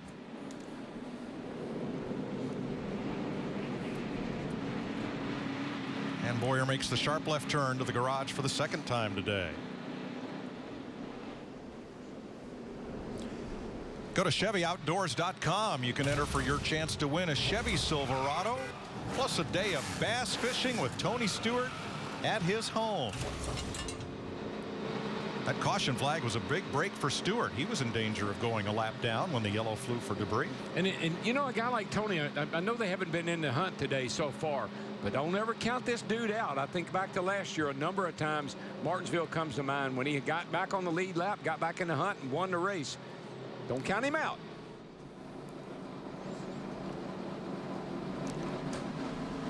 Let's listen in on our points leader, Greg Biffle. We're on our way up there to do the tango with him. Yeah, we'll get up there soon enough to give him a little run for his money. Biffle in 6th place. just ahead of Kurt Busch. And I've said a couple times today that Kurt Busch is a past Kansas winner. He is not. I regret the error, and thanks to all of you who tweeted the correction. Safety lights are back on. There is oil on the racetrack. They're going to have to take a lap or so to clean that up. But you know what I like, that radio conversation we heard with Biffle? The confidence. Yeah, we'll get up there. When it's time, we'll get up there and mix it up with them. Uh-oh. Jet dryers coming back out. Dick Berggren. Well, we were hoping to interview Clint Boyer in Victory Lane today, but the local hometown hero instead is in the garage with a broken engine. What's it like to just soldier around out there when you want to win this thing so badly? Well, we actually, had a shot at it. Had a really good car. Our teammates out there leading. Hopefully he gets the job done. This wasn't our day, just one of those days. It's part of motorsports, and the guys do such a good job back in the shop and getting me a car capable of winning. And then the engine shop, this is nature of the beast. This happens from time to time. And what broke it? I don't know. I just wish it wouldn't have happened here. Anywhere but here. Mike.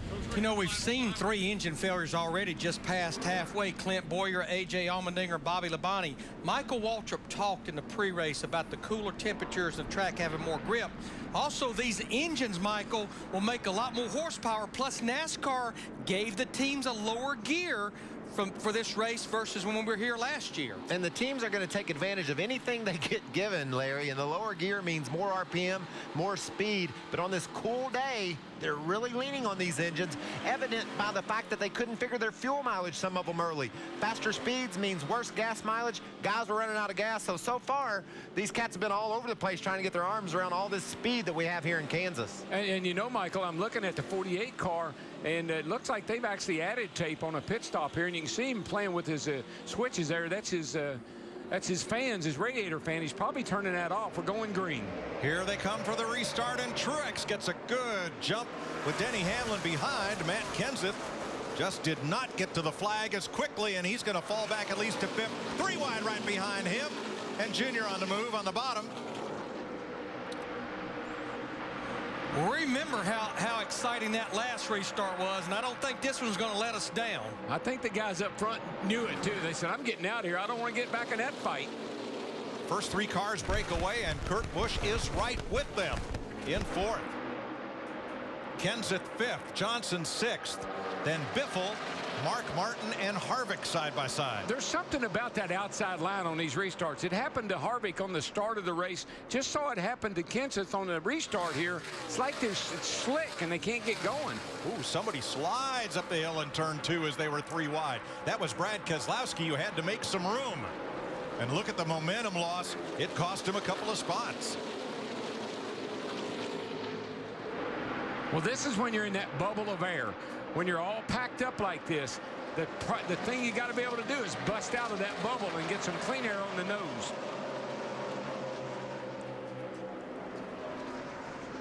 About that little old red and white car right there in 4th. Kurt Busch in that 51 car just keeps chipping away at him. 6 of the first 7 cars, everybody but Denny Hamlin, just ran their fastest lap of the race. Off turn 4 to complete lap 144 with Truex out front. Grab that volume knob and just crank it up, will you?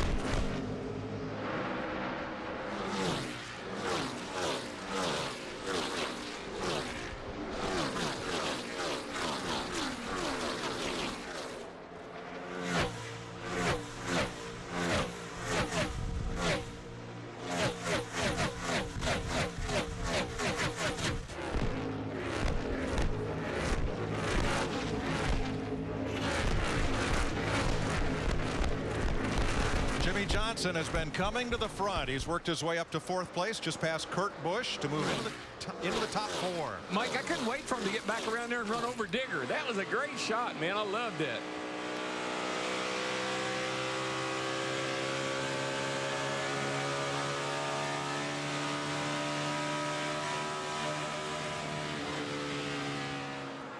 But Martin Truex Jr.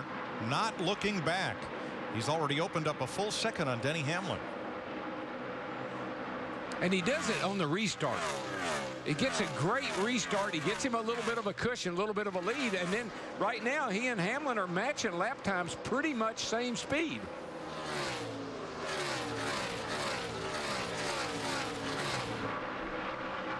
That's what you call you have control of the race. When you can set the pace and everybody has to try to catch you.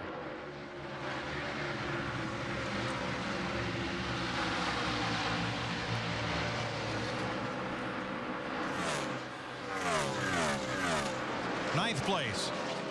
Kyle Busch just passed Kevin Harvick, slid up in front of him, slid almost into him. Harvick battles back. Well, they're such close friends. You know, they just want to visit each other. I was going to say, there's no love lost between those two drivers.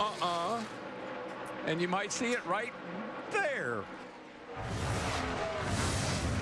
Harvick gets almost to Busch's bumper, but they'll come together. When they come off the corner right here, they'll be right back together. The way he's running, you've got to think Kyle Busch is going to be a factor in this race before it's over. One thing I do want to point out, with that caution and all these drivers pitting at lap 133, we went back racing at lap 141. We are just right there on the cusp of being able to do it on 2 pit stops. I like that, Larry. We're right on the cusp. You just don't get there every day, you know? You just don't get on the cusp every day. Tony Stewart works up the bottom of the racetrack behind his teammate Ryan Newman. Here's Dick. Well, Tony Stewart struggled for much of the early laps of this race, Mike. But on lap 109, after a pit stop, he keyed the radio and told the crew that they were going in the right direction. On the last pit stop, the yellow flag pit stop, they made no adjustments at all. They restarted in the 17th position. He's already up to the 13th. Stewart getting faster as the day goes on. And up at 3rd place, Jimmy Johnson just blasted by Dale Earnhardt Jr. Jr. moved aside, and the 2 Hendrick cars cooperating with one another, and Johnson has almost caught 2nd place Denny Hamlin. That would be the guy that, if I was worried about anybody, if I was Martin Truex, it would be that 48 car. He has an amazing record at this racetrack, Jimmy Johnson does. And I know he'd like to give Rick Hendrick his 200th victory in a big, big way. He's come so close. Martinsville almost got it. Texas almost got it. Looking good today. But Darrell, Larry, has it seemed to you like the Hendrick drivers, who all want to be the one to give Rick that special 200th victory, have they been racing each other so hard that maybe some good chances have slipped away? Well, I think every single one of them certainly wants. I know they talk about the company getting the 200th win, but you better believe every one of them wants to be the driver to stand in Rick holding that checkered flag. There are milestones, and you'd like to have your name part of one of those milestones. That would be big. Hendrick drivers currently 3rd and 4th behind Martin Truex Jr., who talked about his last and so far only Sprint Cup victory to date. I do want to get back to victory lane. Obviously, it's been way too long. I feel like if we can just put ourselves in position the way we've been doing it, our wins are going to come. And, you know, in the past, I've been in position to win races. I've dominated races. I've led a lot of laps, and we've just never been able to close the deal. Visit your local Dodge dealer today. By AT&T, the nation's largest 4G network. AT&T, rethink possible. And by STP, get the most out of your engine. Closing in on 100 laps to go in Kansas. Here's a look at the Dodge Chargers of the race. Brad Keselowski, last year's winner, 17th. Sam Hornish, in one of a few rides he'll have for Roger Penske in the Cup Series this year, in 19th. And pole sitter A.J. Allmendinger beset with engine trouble, but still running in 33rd. Good battle here at 6th place. Greg Biffle in the 16, battling Kurt Busch and Mark Martin, with Matt Kenseth just ahead. And there you see Allmendinger down on the bottom of the racetrack on 7 cylinders. Tell you what I see Mr. 5-time is giving a wake-up call to Martin Truex here. He is there. It's what is amazing. The 48 car is 1/10 of a second quicker per lap. Well, just 1/10 of a second, and it allowed him to catch him. Jimmy has 3 poles and 2 wins here. Bides his time behind Martin Truex. With 105 laps to go, takes another swing at it. Down low in turn 3. Well, and here's a great shot right. Look at Jimmy. He's not working hard. The car is handling so well. Now you see him flip that switch back on. I'm sure that's probably his fan on his radiator. Once he gets up there, he probably doesn't want to get the engine too hot running behind the 56. Flip that fan back on. When he gets back out front, he can turn it back off. Now they have 3.5 seconds on Denny Hamlin and 4.5 on Dale Earnhardt Jr. So Johnson has some time to play with here to try and get by Martin Truex. He tries so hard getting down into the middle of the corner, but Martin Truex Jr. in that 56 just keeps it wound up when he's running up there against the wall. How you know if a guy's got a good handling race car, you never see him go back to the right. At any point in time, it's pretty much always cranking a little to the left, just gently nudging on that wheel. That means that car is really handling neutral to a little tight. This time Johnson settles in, and it's clear Truex's strength, Darrell, is from the middle of turn 2 to the exit of 2. He gets such a jump on Jimmy down the backstretch. Jimmy may be as good as Martin down the front straightaway. Matt? And Mike, Martin Truex Jr. just asked his spotter, Keith Barnwell, I don't know where he is better than me. I've moved around. And Barnwell said simply what you just said. From the center off, he seemed to be picking up some momentum. Yeah, Jimmy gets in the corner a little bit better. Then Martin's got that high line really working, and he's got that power down the straightaway. And he stayed with him pretty close that time through 1 and 2. I think we may see a classic slide job here before too long.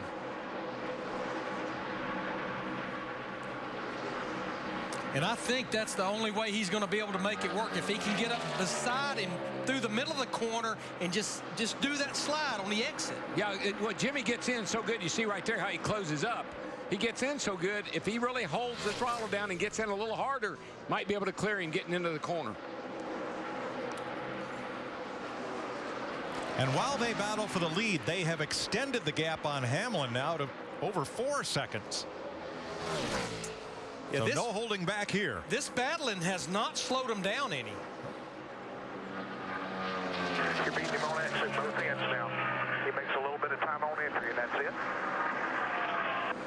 10-4. That was Martin Truex Jr. spotter, Keith Barnwell, that Matt was talking about. 100 laps to go. And at least 2 pit stops, and a lot can happen. And that line that Martin is running, the 56 car, is a lot easier on his tires than that one where Jimmy's pinching it down under him like that. He's using a whole lot more right front tire than Truex is. Man, keep doing what you're doing, man. Run your line. Keep putting that heat on him. He'll mess up. There you go. That's what you hope. When you're in pursuit like this, you want to distract that guy. Jimmy Johnson wants to distract Martin Truex, catch him looking back, make him start looking back.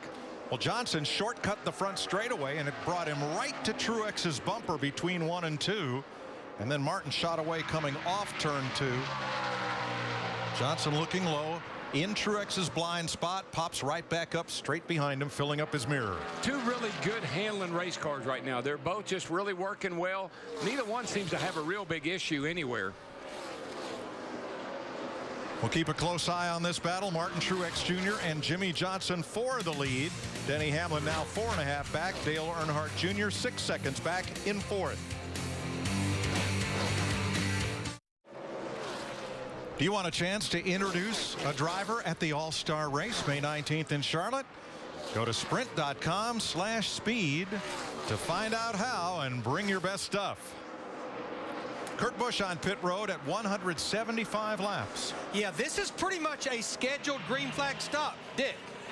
And Kurt Busch has had the best race of his entire year, Larry McReynolds. The car has been tight all day long. They've been working on it all day long. They're getting it better and better. He spent much of the day in the top 10. And that tells me that I'm not sure that Kurt Busch can make it on one more stop. If we see drivers go to lap 178 or 179, they probably can do it on one more stop. Steve. Larry Mack, Mark Martin coming to pit road says the car has good balance, but it's just a little bit snug in the center. 4 tires and air. They'll make an air pressure adjustment in the right rear, and they'll go up on the track bar. Matt?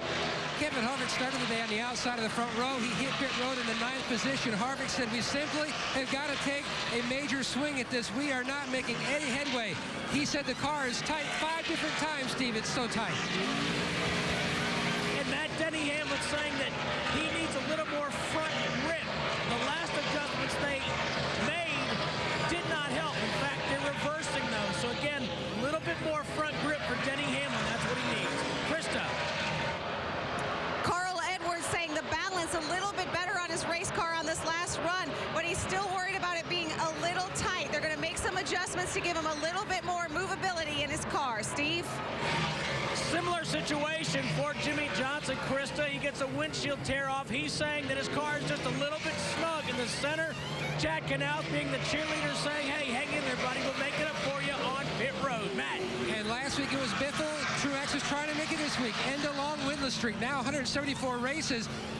Possibly air pressure change. They were going back and forth. The car, if anything, a little too free at the beginning of the run. Solid day so far, and he's away. And he will beat Jimmy Johnson off pit road by about the same margin they had on one another before this round of stops began. Jeff Gordon getting service. Matt Kenseth in. Steve. And Matt Kenseth saying we have taken the front end out of the race car, saying that it's shattering. They're going to take some air pressure out, and they also will reverse the changes they made on the last stop. Let's go to Krista. We haven't really said a lot today about Ryan Newman, but he has steadily been in the mix. He actually said to his crew chief earlier, Tony Gibson, we have a fast race car. We just need to get it dialed in. That is exactly what they're going to try to do on this stop. David Rudiman is stalled on pit road. They tried to push the car, and now finally it is refired. Brad Keselowski's, I believe that he missed pit road, I think. He did, Larry. He was trying to get on too fast. Just way too fast. Didn't have a chance.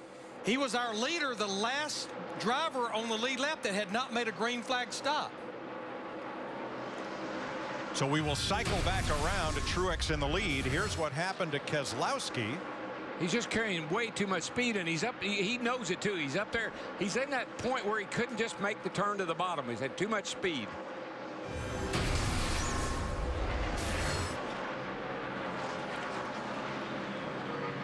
He and David Gilliland will be the last to stop in this sequence. And that probably cost him 5 seconds on the racetrack at green flag speed. It happened earlier to Dale Earnhardt Jr., who ended up losing 3 positions after he came around and made his stop. But with him being able to make an extra lap there, that tells me he's one of the drivers that can make this on one more stop. Dick. And Brad Keselowski last year went longer on gas than almost everybody else to win.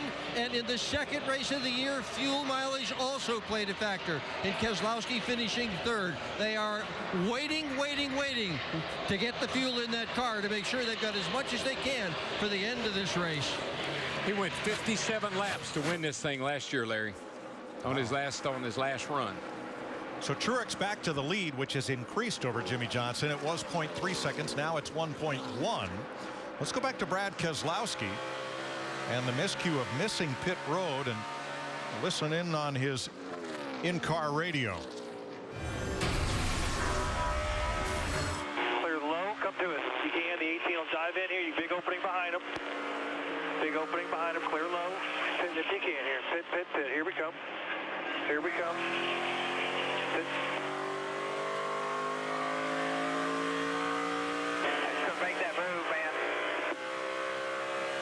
And what he was trying to do, the 18 car, he wanted the 18 to clear him, but that pushed him up the track too high, and he couldn't get turned down, slowed down and turned down, and in time to make pit road. You heard spotter Joey Meyer trying to get Keselowski to pit road. Martin Truex Jr. has led more laps already this year than in any season since 2007. Can he hold on for the win?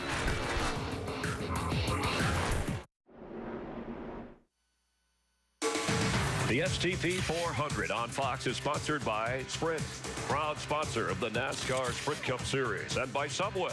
Subway broke the 200-calorie breakfast barrier with egg white morning melts. Subway, eat fresh. Caution is out for Montoya and pit stops for some of the leaders, Steve. Including Jimmy Johnson. He says that his car is still hitting the splitter, Mike, down at 3 and 4 and generally getting tighter as the run goes. They took half a pound out of the left rear tire. Matt. Steve, Greg Biffle says the car is just absolutely all over the place. It goes from being tight, then loose, then back to tight, then loose. Right side tires for the Biff. Now here's why we're under caution. Juan Pablo Montoya was running in 16th position.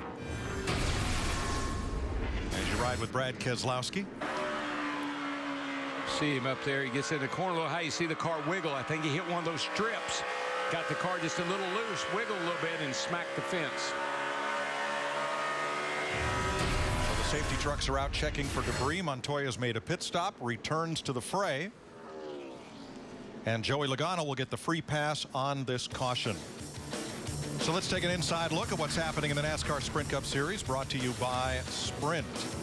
Martin Truex Jr. at lap 143 set the fastest lap of the race, and Joey Logano is now the biggest mover forward. Check out the NASCAR Sprint Cup mobile app on your Android-powered device on the only national carrier with truly unlimited data. Learn more at sprint.com/speed. Now, the first 8 drivers chose not to pit under this caution. Yeah, and Steve Burns was telling me in my ear that Chad Knaus and Jimmy Johnson were questioning their decision to stop there. Those drivers that stayed out, they are banking on these caution laps, being able to buy enough laps to make it on one more stop. I like the fact of those drivers that stop, because right now they've got insurance, especially if we should go into a green-white checkered at the end of this thing. By far the best decision. I wouldn't question that at all. I think that was exactly the right move. And as we saw in the prior caution flag, there is an advantage to fresh tires, even if they're only 7 or 8 laps fresher than the drivers you're racing. 78 laps to go in Kansas, as Juan Pablo Montoya puts a stripe on the wall and puts us under caution for the 3rd time. There is downtown Kansas City, Missouri, in the lower right-hand corner of the Sprint Arena, the Sprint Center. Kansas City, Missouri, home of Sprint, our series sponsor. We're right next door in Kansas City, Kansas. And here is what is fresh off the wire. Martin Truex Jr., the last time he led this many laps, he won. That was Dover, June 2007, 174 races ago. He's trying to snap a big winless streak. So is the man right behind him. It's been 136 races since Dale Earnhardt Jr. last went to victory lane. That was in Michigan in June of 2008. Will he or one of the other Hendrick drivers get that long-awaited 200th victory? We'll see. And that's what's fresh off the wire, served to you by KFC. Come in and taste why fresh is better. I love what Dale Jr. said this week in an interview. He said, I'm the best driver at Hendrick. He said, I'm the best driver they got.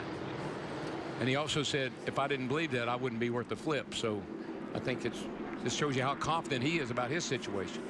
75 laps to go. The first 8 drivers did not stop under this caution flag. And Truex is trying to get away from Denny Hamlin as they line up behind him in the bottom groove. There comes Junior with Kurt Busch. Brad Keselowski slides up almost into Paul Menard. 4 wide in the backstretch. Look at this. Rush hour, baby. Rush hour off into 3, 190 mile an hour. Matt Kenseth outside of Dale Jr.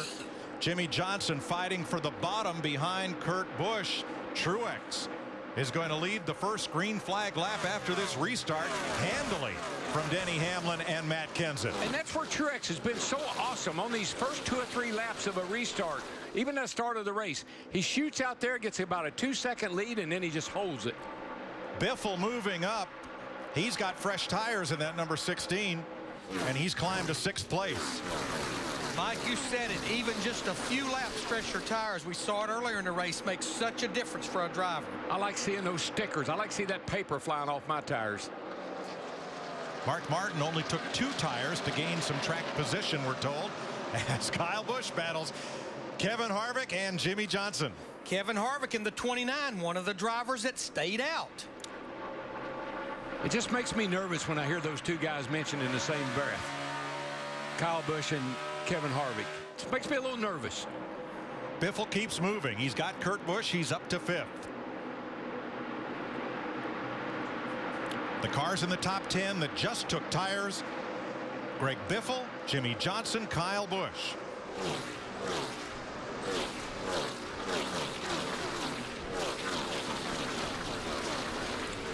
Johnson dives under Harvick. This will be back in 7th place. Makes the pass. We talk about business picking up. Kyle Busch just ran his fastest lap of this race at lap 194. And standing trackside is Jeff Hammond. Mike, you keep talking about tires. You talk to any crew chief down pit road. They say these tires pop off a ton each and every lap. And the thing is, when it comes down to pit road with these number of laps we have left in this race, the shootout is going to be on pit road and which crew can perform to get those 4 fresh Goodyears on the fastest and not make a mistake and beat yourself. Krista. Ryan Newman had taken 2 tires on the last stop, and he just came on the radio and talked about a possible flat. So they came in to make a 4-tire change. He said it's been chattering really badly.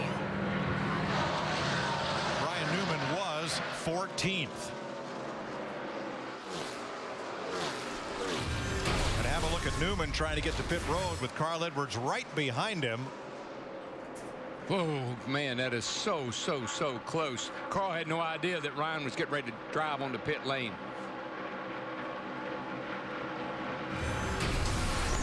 And that'll take Newman off the lead lap. 9th place, Mark Martin, Kyle Busch. Larry, Mark's just been wow, man, I tell you what, I don't know if Mark got loose or if Kyle just got him loose. I think it may have been a combination. I think it was a little bit of both. Whatever it is, Mark's going to fight right back. I think he appreciated that too much. Remember all that respect and mutual respect and after you. No after you early in the race. I think that's all over now. Good job, man. Good job.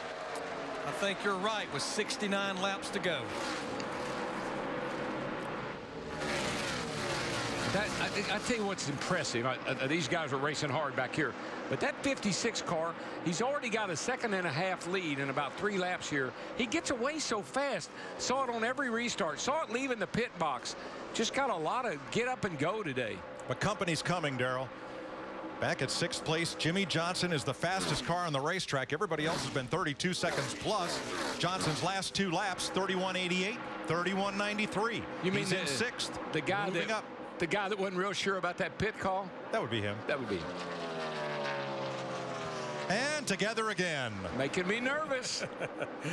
Kevin Harvick in that 29 and Kyle Busch in the 18. That's a battle for 9th right now. Like a magnet.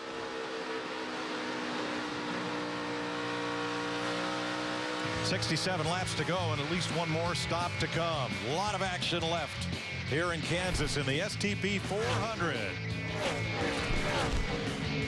It's time for an AT&T race break with Michael Waltrip, Chris Myers, and Martin Truex Jr. in a contract year with Michael Waltrip Racing and his sponsor Napa. Who gives the best challenge as far as fighting him off down the stretch? He leads Denny Hamlin, Matt Kenseth, and Jimmy Johnson moving up. What about Jimmy Johnson's pit call? Chad Canal said, come get some tires. We got to do something. We can't pass Truex. I love Chad's attitude. I know Jimmy's determined, wanting to get a win here. So the biggest competition I see is Jimmy Johnson. But remember, Matt Kenseth, I like what he's been doing all day. Very aggressive. Couple of really fast cars. And as Jimmy moves up into 4th in that 13-race winless streak for Hendrick Motorsports. Remember, Jimmy won here back in the fall. He's finished 2nd 3 different times, and the Truex team was eavesdropping on the radio communication when Jimmy Johnson and Chad Knaus made the recent pit stop. But what about the points leader, Greg Biffle, his statement win last week in Texas. He's won here twice before. He's only won back-to-back races one other time in his career. That was 2008. But he's racing just outside the top 5, battling with Dale Jr. there, sideways off the corner. He's got a solid car, but I haven't seen the speed out of him that I've seen from Jimmy Johnson and Matt Kenseth. Both of them seem to be able to charge to the front. Biffle just seems to be hanging on like he was hanging on off turn 4 there sideways. Yeah, and Jeff Gordon just moving into the top 10. Jeff Gordon has led a lap in each of the 7 races so far this year. Hasn't won a race yet, has not led today, has not been near the front, but just moved ahead of Kyle Busch. And I like the adjustments they've made on this car. I've been eavesdropping too on the radio transaction, and Jeff says, I'm loose, give me a little bit of bite here and there, and they're making some great calls on that car, and he's getting better and better trying to get around Harvick here. And you touched on it with Kenseth, the aggressiveness, the pit road stops down the stretch. Well, when you have green flag pit stops, Chris, you want to get every inch you can get. That means these drivers are challenging the entrance. Some of them are sideways. We've seen them sliding through the first pit box. That just goes to show you how intense a green flag race is for these drivers. They know they have to get every little bit every second, and they can gain a little bit getting to pit road. They're going to give it a try. And these are the drivers, the AT&T Fastest Driver Challenge. Text 34763 or go to fastestdriver.com for a chance to win 4Gs. Brought to you by the nation's largest 4G network. Mike, with 59 to go, 10 lead changes, 8 different leaders, only 3 cautions so far. Thanks, Chris. 3rd and 4th are side by side. So are 5th and 6th and 9th and 10th. On your left, Kenseth holds off Jimmy Johnson for now, and the 2 best friends on the right side of the screen continue to each refuse to lose. BFFs right there, buddy. Telling you. Jimmy Johnson restarted 12th on lap 193.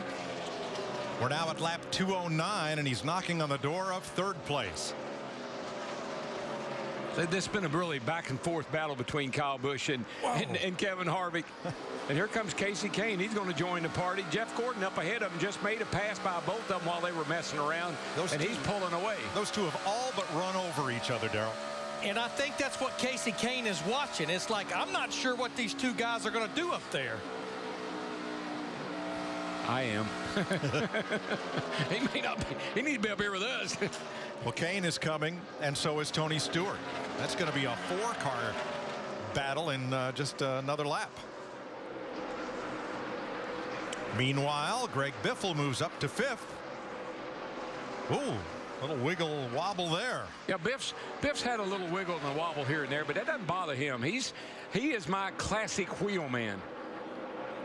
Biff, another driver who's not yet led a lap today. 3rd place. Jimmy Johnson has made the pass. Matt Kenseth trying to hang tough right with him. Right now, they're about 3.5 seconds behind our leader, Martin Truex Jr. in the 56. Here's Truex. Here's the gap back to Denny Hamlin. I'm just going to call him Mr. Lonely because he hadn't had anybody around him all this race. On the restarts, lap or 2, he drives off and gets him a comfortable lead and kind of keeps him at bay.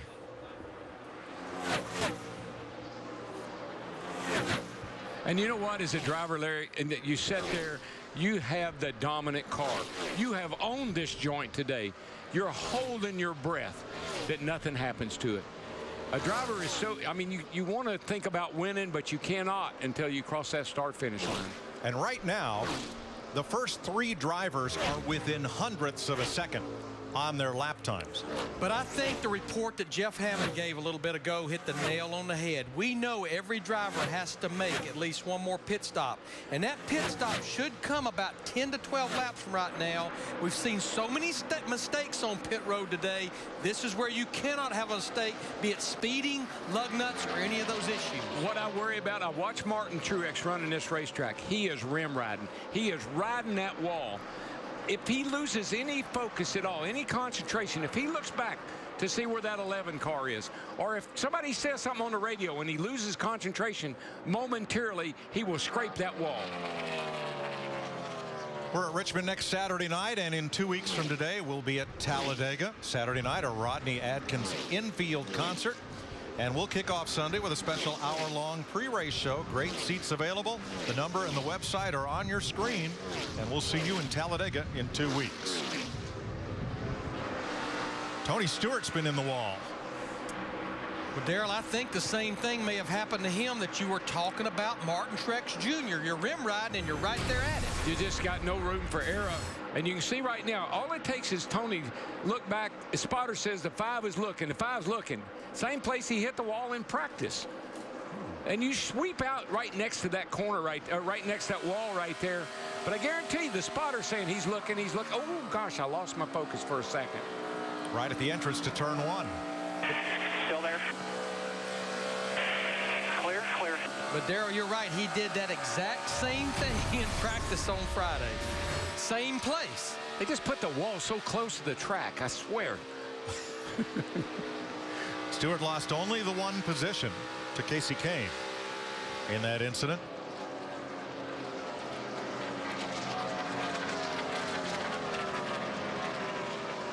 We're at lap 216 right now. These drivers will have to go till at least lap 223, I think, to be able to make it. And those drivers that did not pit, those 8 drivers, that puts them where if we go into overtime, it's going to be right there, just 7 more laps.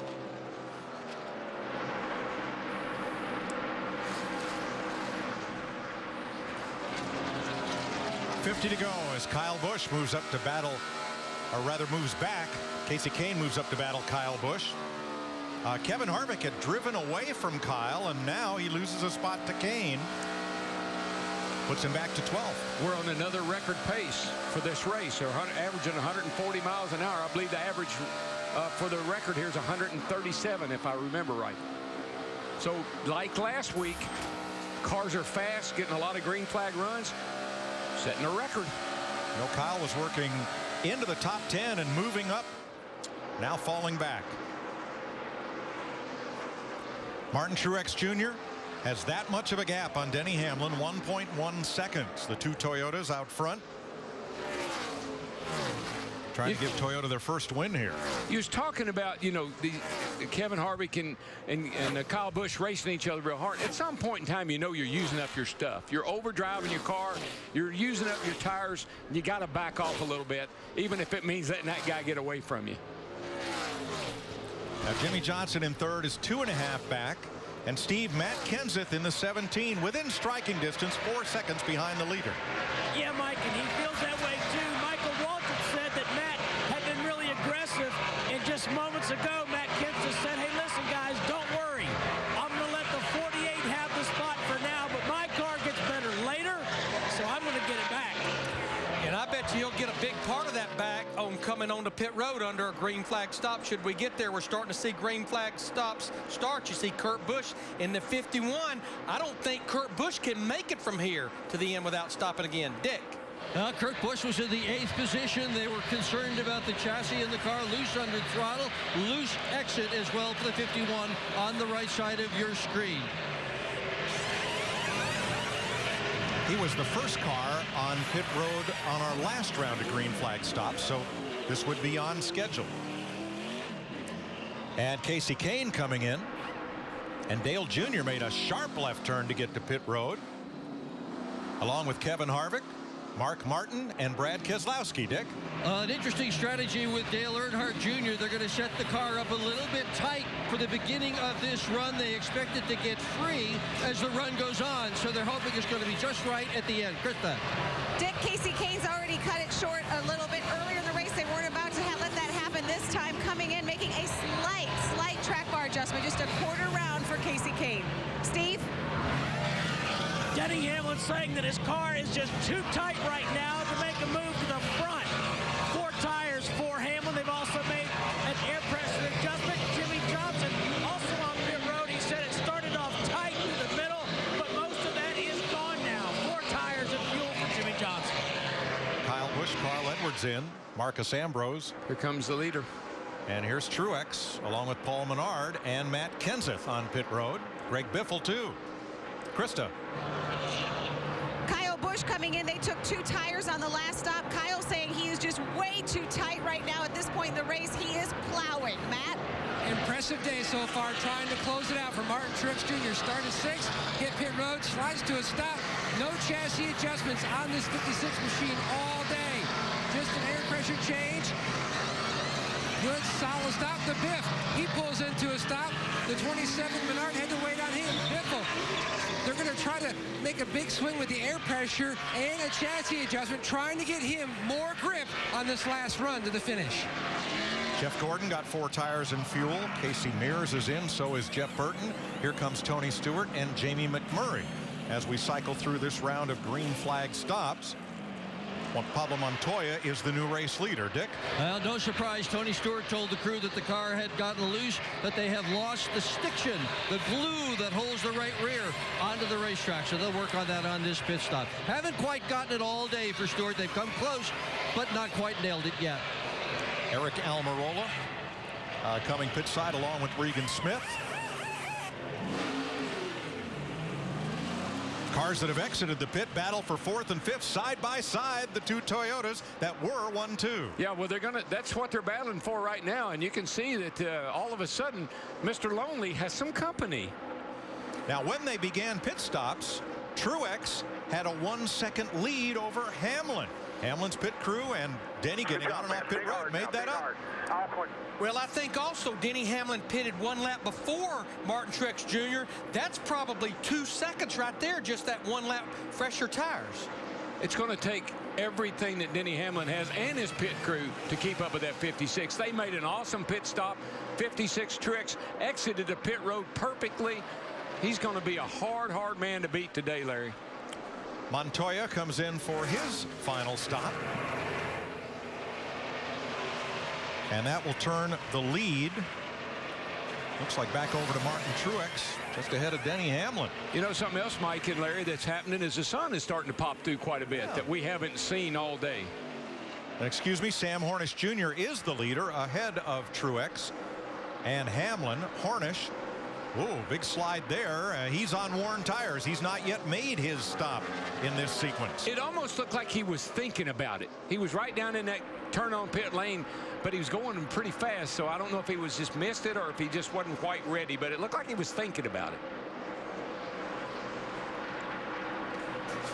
But you're right, Darrell. This is the first time that we've seen this sun today, and that's definitely going to change the way these cars are driving. You will. You're right. Sam Hornish Jr., who has an IndyCar victory on this speedway, is your leader at lap 227. Kansas City is the home of barbecue. More barbecue joints in KC than any other city in America, they say. Big meal, big trophy. Who will win it? Sam Hornish Jr. is out in front, but he is almost a second slower than Martin Truex Jr., and he will need another pit stop. Yeah, he was one of those drivers that came to pit road at lap 188 and changed tires and topped off of fuel, so he can go much further. But the problem is he's over a second a lap slower than these other drivers. But a caution for Sam Hornish Jr. here would be a beautiful thing for him. I don't want to jinx the 56 car, but all of a sudden lap times are a lot quicker for Denny Hamlin, and he is closing that gap back down that Truex had driven away from him. Right now the 11 car is faster than the 56 and catching him in a hurry. I believe, I hate to even say this, but it looks like the 56 is slowing down. Hornish makes his pit stop. Truex goes back to the lead. Matt? Mike, 4 laps ago, Martin Truex said simply, this is as loose as this race car has absolutely been all day. And Chad Johnson told him the sun is out. Everyone's experiencing it. Just try to hang in there. Well, it's affecting him probably more than anybody I know right now, because Denny Hamlin has caught him, and he's going to drive by him here, maybe off turn 4. Yeah, the game has changed, Darrell. Hamlin has Truex firmly in his sights. His lap times are 0.2 of a second quicker than Martin's.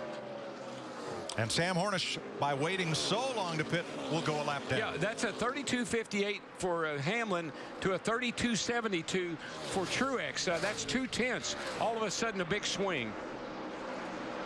And only 33 laps to go. Hamlin down to the bottom. Here he comes. Hunting the lead. Truex will hold it off turn 4. The biggest one, once your car gets loose and you're running that high line particularly, you just can't get the throttle down quick enough to get the momentum that you had off the corner. You have to wait, and you lose that advantage of running high. Let's have a look at our STP race summary. We've got 32 laps to go. 22 cars on the lead lap. 9 different leaders now. 13 lead changes. 14 may be in the offing here. Only 3 caution flags for 18 laps.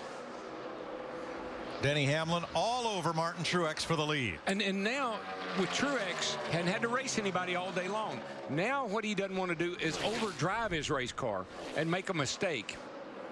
Steve? Well, Mike, when this run started, Denny Hamlin said, my car is a little bit tight. Darian Grubb said, it's all right. We made 2 adjustments. It'll come to you. Denny Hamlin just said, I don't need lap times anymore. Nope, he got a great run, Steve, off turn number 2. He has all but cleared Truex, slides up in front of him, and Hamlin is setting sail for the checkered flag. You could see right there off the exit of 4 how loose Martin Truex Jr. in that 56 car is getting. And we mentioned, you know, mistakes in the pit. Okay, the pit crew didn't make a mistake, but I don't think the crew chief had any idea that the sun was going to come out and change the conditions. Those crews may be done for the day. These teams have fuel and tires to go the distance, but those 2 drivers may want to look in their mirror, because as Truex comes back for the lead, Jimmy Johnson is closing in. Johnson. Yeah, I was about to say, these 2 drivers about to have a little more company coming their way, because Jimmy Johnson in that 48 has been mowing them down. In the meantime, his teammate, Jeff Gordon, going into turn 3, I think he's got an engine problem there. He's off the pace. He's lost a cylinder, Darrell, and we'll try to complete this one on 7 cylinders.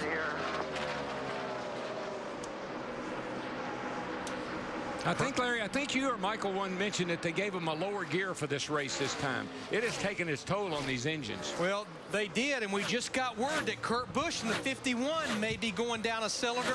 That's a Hendrick engine as well, just like Jeff Gordon. 28 to go. Here's our 5-hour energy big move of the race.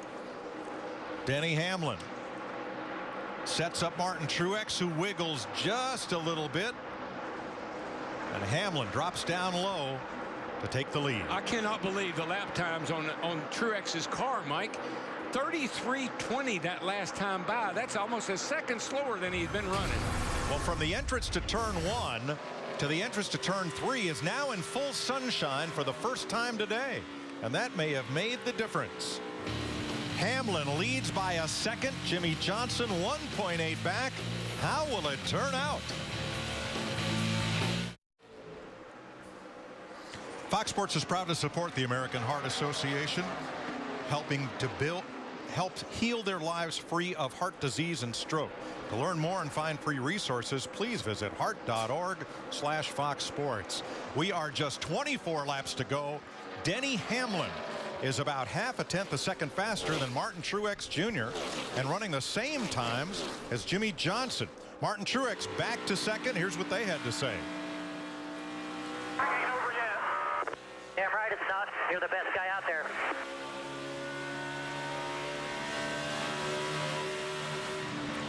Two Toyotas out front, a Chevy and 2 Fords chasing them, Michael. Yeah, I've been listening to the radio. Denny Hamlin's car is loose as well. A lot of them have really freed up because of the sunshine. But, Darrell, you nailed it. When you have to run so close to the wall like we've seen Truex doing all day long, grip goes away, it's easy to slip up into that fence. Getting so close, look how high he goes.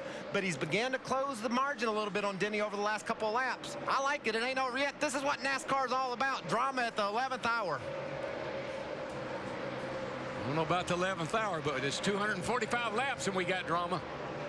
22 to go. Drama with the 11th car. Roger. Paul Menard was trying to keep from going a lap down. He's up the racetrack right in front of Hamlin. Woo! Didn't leave any room there, did they?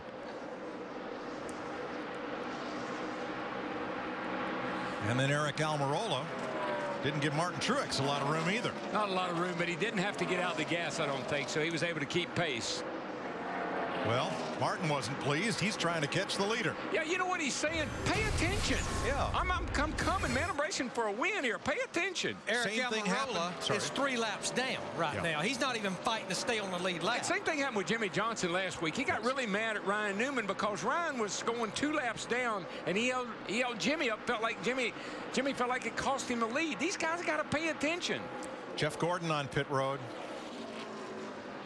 Not a scheduled stop.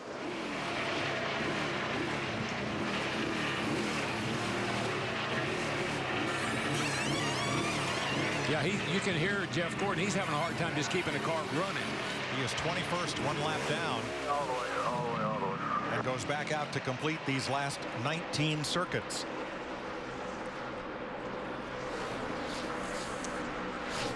We were talking about Jimmy Johnson in that 48 car making a run, but it's almost like he may have used his stuff up because now Denny Hamlin in the 11-hour leader is beating him about 1.5 to 2/10 a lap. But you know what I'm seeing, Larry? I'm seeing that 56 inch back up on the back of that 11 car. That car may have tightened up, burn off a little fuel. Maybe the car will tighten up enough that he can get back up there and get after him. Denny Hamlin finished 3rd here last year. That's his best ever finish at Kansas. That lap by, that was 1/10 better for Truex. And he's back running about like he was earlier before he had problems. I think that sun went back in. Now he's catching him back. We've talked about Truex and Johnson. How about Matt Kenseth in 4th place? He is 4.7 seconds back with 18 to go. If I can keep clean track here, I think I can go get the 48, maybe the 56 there. Try it. You're about 2/10 faster lap than them two. Keep on digging, man. Well, at that rate, he would catch Jimmy Johnson in 10 laps for 3rd. 10th place, Carl Edwards, Kyle Busch. Hey, man, you got now is when you show them what you got. Because every position is worth a point. And last year we found out just how much 1 point would mean. That cat in that 99 car, Carl Edwards, for sure knows how important 1 point is. And we haven't talked a lot about Carl today. He's running 11th, got a shot to get in here in the top 10 if he can get by the 18 car. This is when you got to give it all you got, man. Let her all hang out. Starting to hear a bunch of buzzsaws coming by. Jeff Gordon, Kurt Busch in the 51, who goes a lap down. Several drivers out there just trying to soldier on to the finish on 7 cylinders. I tell you, I just don't think the race between the 11 car and the 56. 56 has got his legs back up under him. He's fighting back. Just ran a 32.6 to a 33.09 for the 11 car. He's coming back. You see the dynamic interval on the pointer right there. And as that number gets smaller, Truex gets closer. As it expands, Hamlin pulls away. But I have to say now, these guys have been working some traffic here too, and they've been holding them up quite a bit. And they're going to hold Denny Hamlin up a whole lot more than they will Martin Truex Jr. because Denny Hamlin's the one that can put him a lap down. Oh, Truex right up in front of Kurt Busch there. Had to, man. You can't get side by side. It just kills your speed. 14 to go. And Mark Martin running in 8th place may also be having some engine difficulties. I just think he's off pace. 55 just lost a cylinder, Larry. And if that's the case, that's 2 of the 3 Michael Waltrip cars and drivers that's had engine issues. The only one right now is the guy you're seeing on the left-hand side, Martin Truex Jr. in the 56. Denny Hamlin's teammate, Joey Logano, had an engine problem before he even turned a lap of practice here in Kansas. I believe traffic is really what has caused this lead to shrink a little bit. That time by Truex lost a 10th. So it's kind of nip and tuck right now. Gain a little, lose a little. Logano's going to make it easy for his teammate to get by, Denny Hamlin. Plenty of room. Here comes Truex to close it up even further. And I really like what Hamlin, Larry, you notice now Hamlin has really hugging that wall. I mean, he moved up off the bottom because he had been a bottom feeder most of the day. Well, he watched that 56 car of Martin Truex Jr. He ran behind him a ton, watched him right up against the wall. 7 cars with engine issues today, every make but Ford has had some sort of engine trouble. Chevy, Dodge, and Toyota. Well, Larry, it was just, we were talking about this earlier. They gave him a lower gear for this race. Lower gear means more RPM. More RPM means things can break, and so we've seen it today. But we're within sight of 10 laps to go with 2 Toyotas leading Jimmy Johnson's Chevy, then 2 Fords, then 3 Chevys. Yeah, Mark Martin is just about stopped going down the back straightaway. Matter of fact, he just puffed a big puff of smoke out of the car.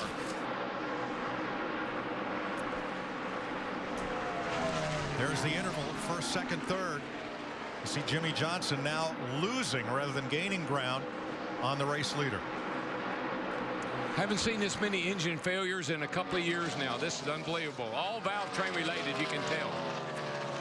We've found such a newfound confidence in Denny Hamlin in that 11. The guy that won 8 races in 2010, battled for the championship, felt like he suffered a hangover last year. He only won that 1 race. They made some personnel changes over there.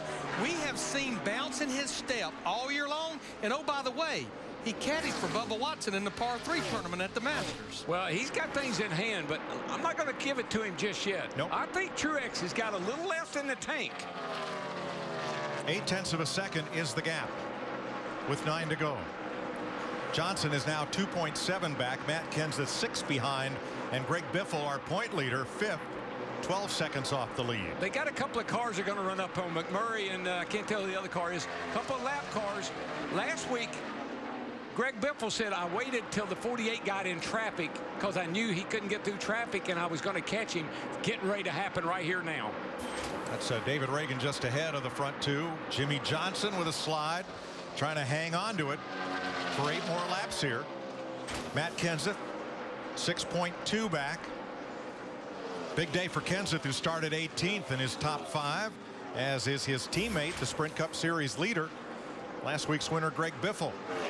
You know, when the sun comes out, ruins your day. That's weird. I mean, you're supposed to have a good day when the sun comes out. Kevin Harvick closing up on the Biff. It's really a good recovery for Kevin Harvick, considering he ran out of fuel under green flag pit stops all the way back at lap 87. Dale Earnhardt Jr. has been up near the front a good part of the day, and he is now 7th ahead of his teammate Casey Kane by about 5 seconds. My heart rate's picking up. That 56 is going to get to 11. I tell you, they're 2 pretty equally matched cars right now. I like what Truex is doing. He is rim riding around this racetrack, but he's making time.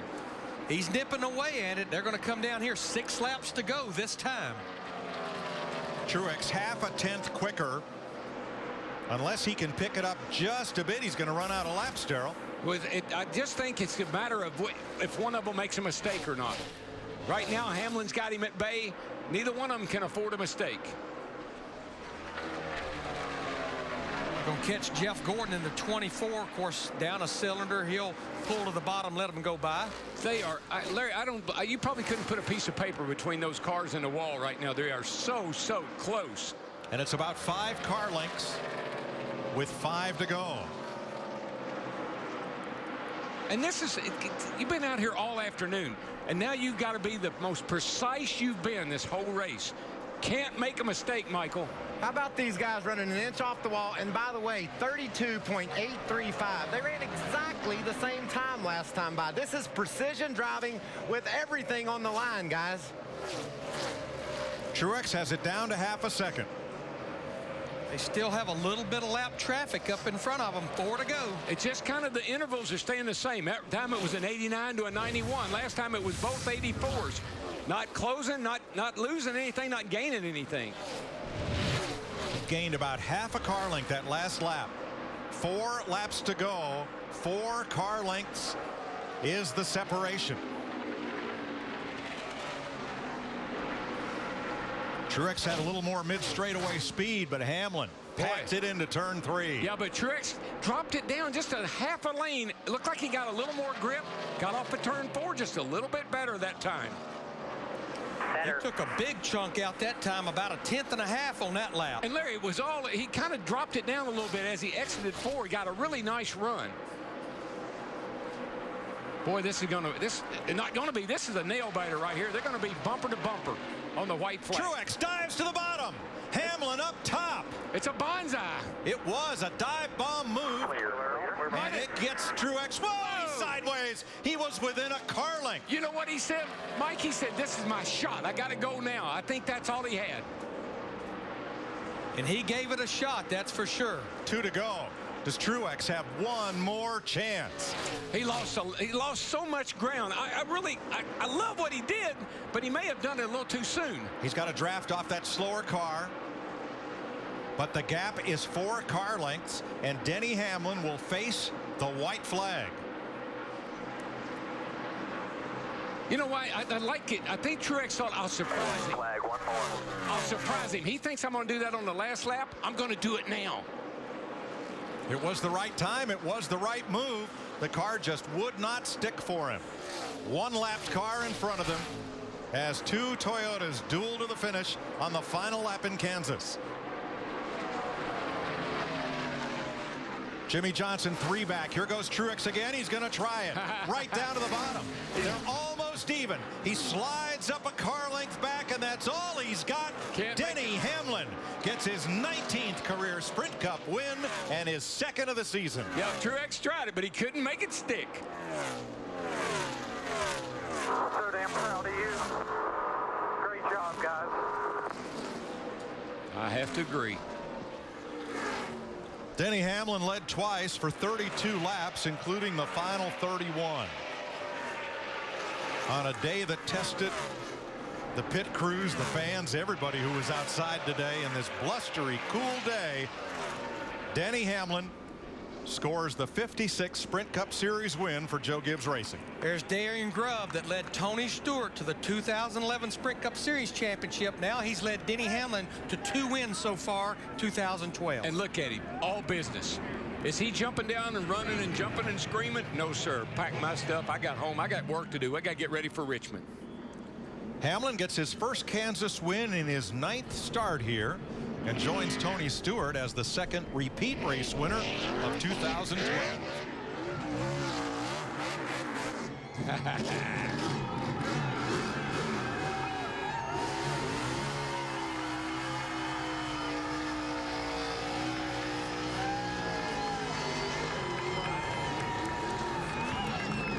That's what I like to see right there.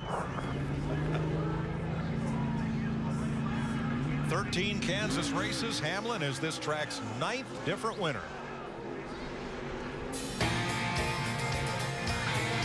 Great race for Martin Truex Jr. and a great try in those final laps.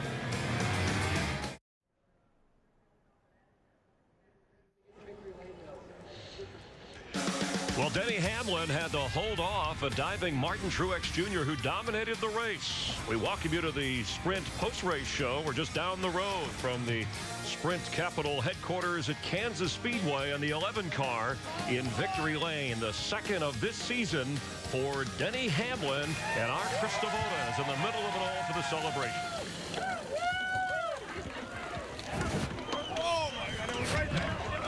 The celebration ensues. Denny Hamlin sort of called his shot earlier this weekend, saying you had a good car. I know your buddy Bubba Watson wins the green jacket. You have a green car. Let's throw in one more. Earth Day. Was green the difference? I guess so. That's one of the things. Just can't thank everyone from FedEx enough for putting this together and putting me in the driver's seat.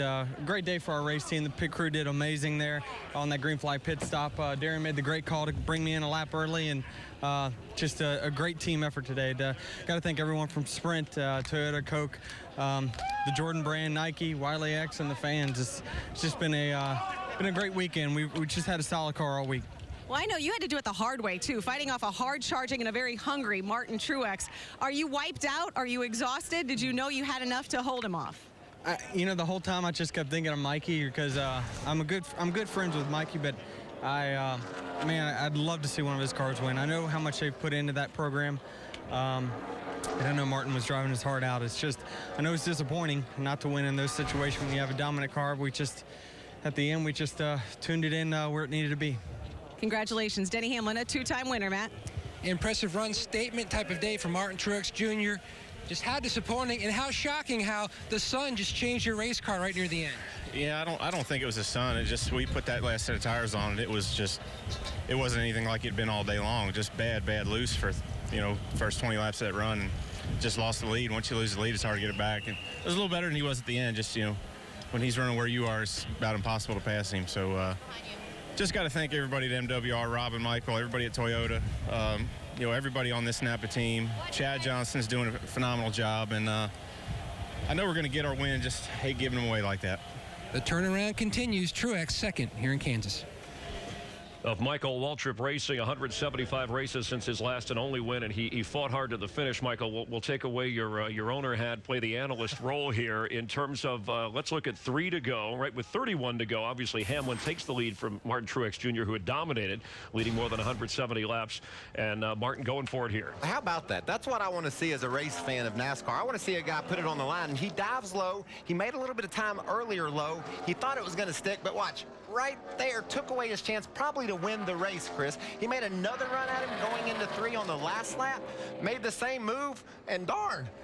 Denny was being a little bit conservative, I'm sure, but look, Martin sideways in the corner, but yet still is able to drive right up to his quarter panel. I love that stuff. In Martin Truex's defense, he had the car out front all day long. How do you work on the car that's out front? It's running well. The sun comes out. It throws his setup off just a little bit, and that's all it took for Denny Hamlin to jump on him. Truex brushed the sun aside, but do some drivers handle loose cars better than others? Well, his car was really fast high, and when you're fast high, you need to be just a little bit tight. You're running so close to that wall, you can't really hang it out. You hang it out, the rear end catches the wall, so it just took his groove away and hurt his effort. I appreciate Denny saying that he felt bad for me not winning, but he didn't feel real bad. No, he's got to win. It's all about winning. I'm glad. Look, it's nice to see guys fighting for the win. And look, Toyota, first time in victory lane here in Kansas, and they finish 1-2. And we talked about Kenseth and Biffle. Both those guys, strong cars. We knew those Fords would come from the back. They didn't qualify well, but would race well.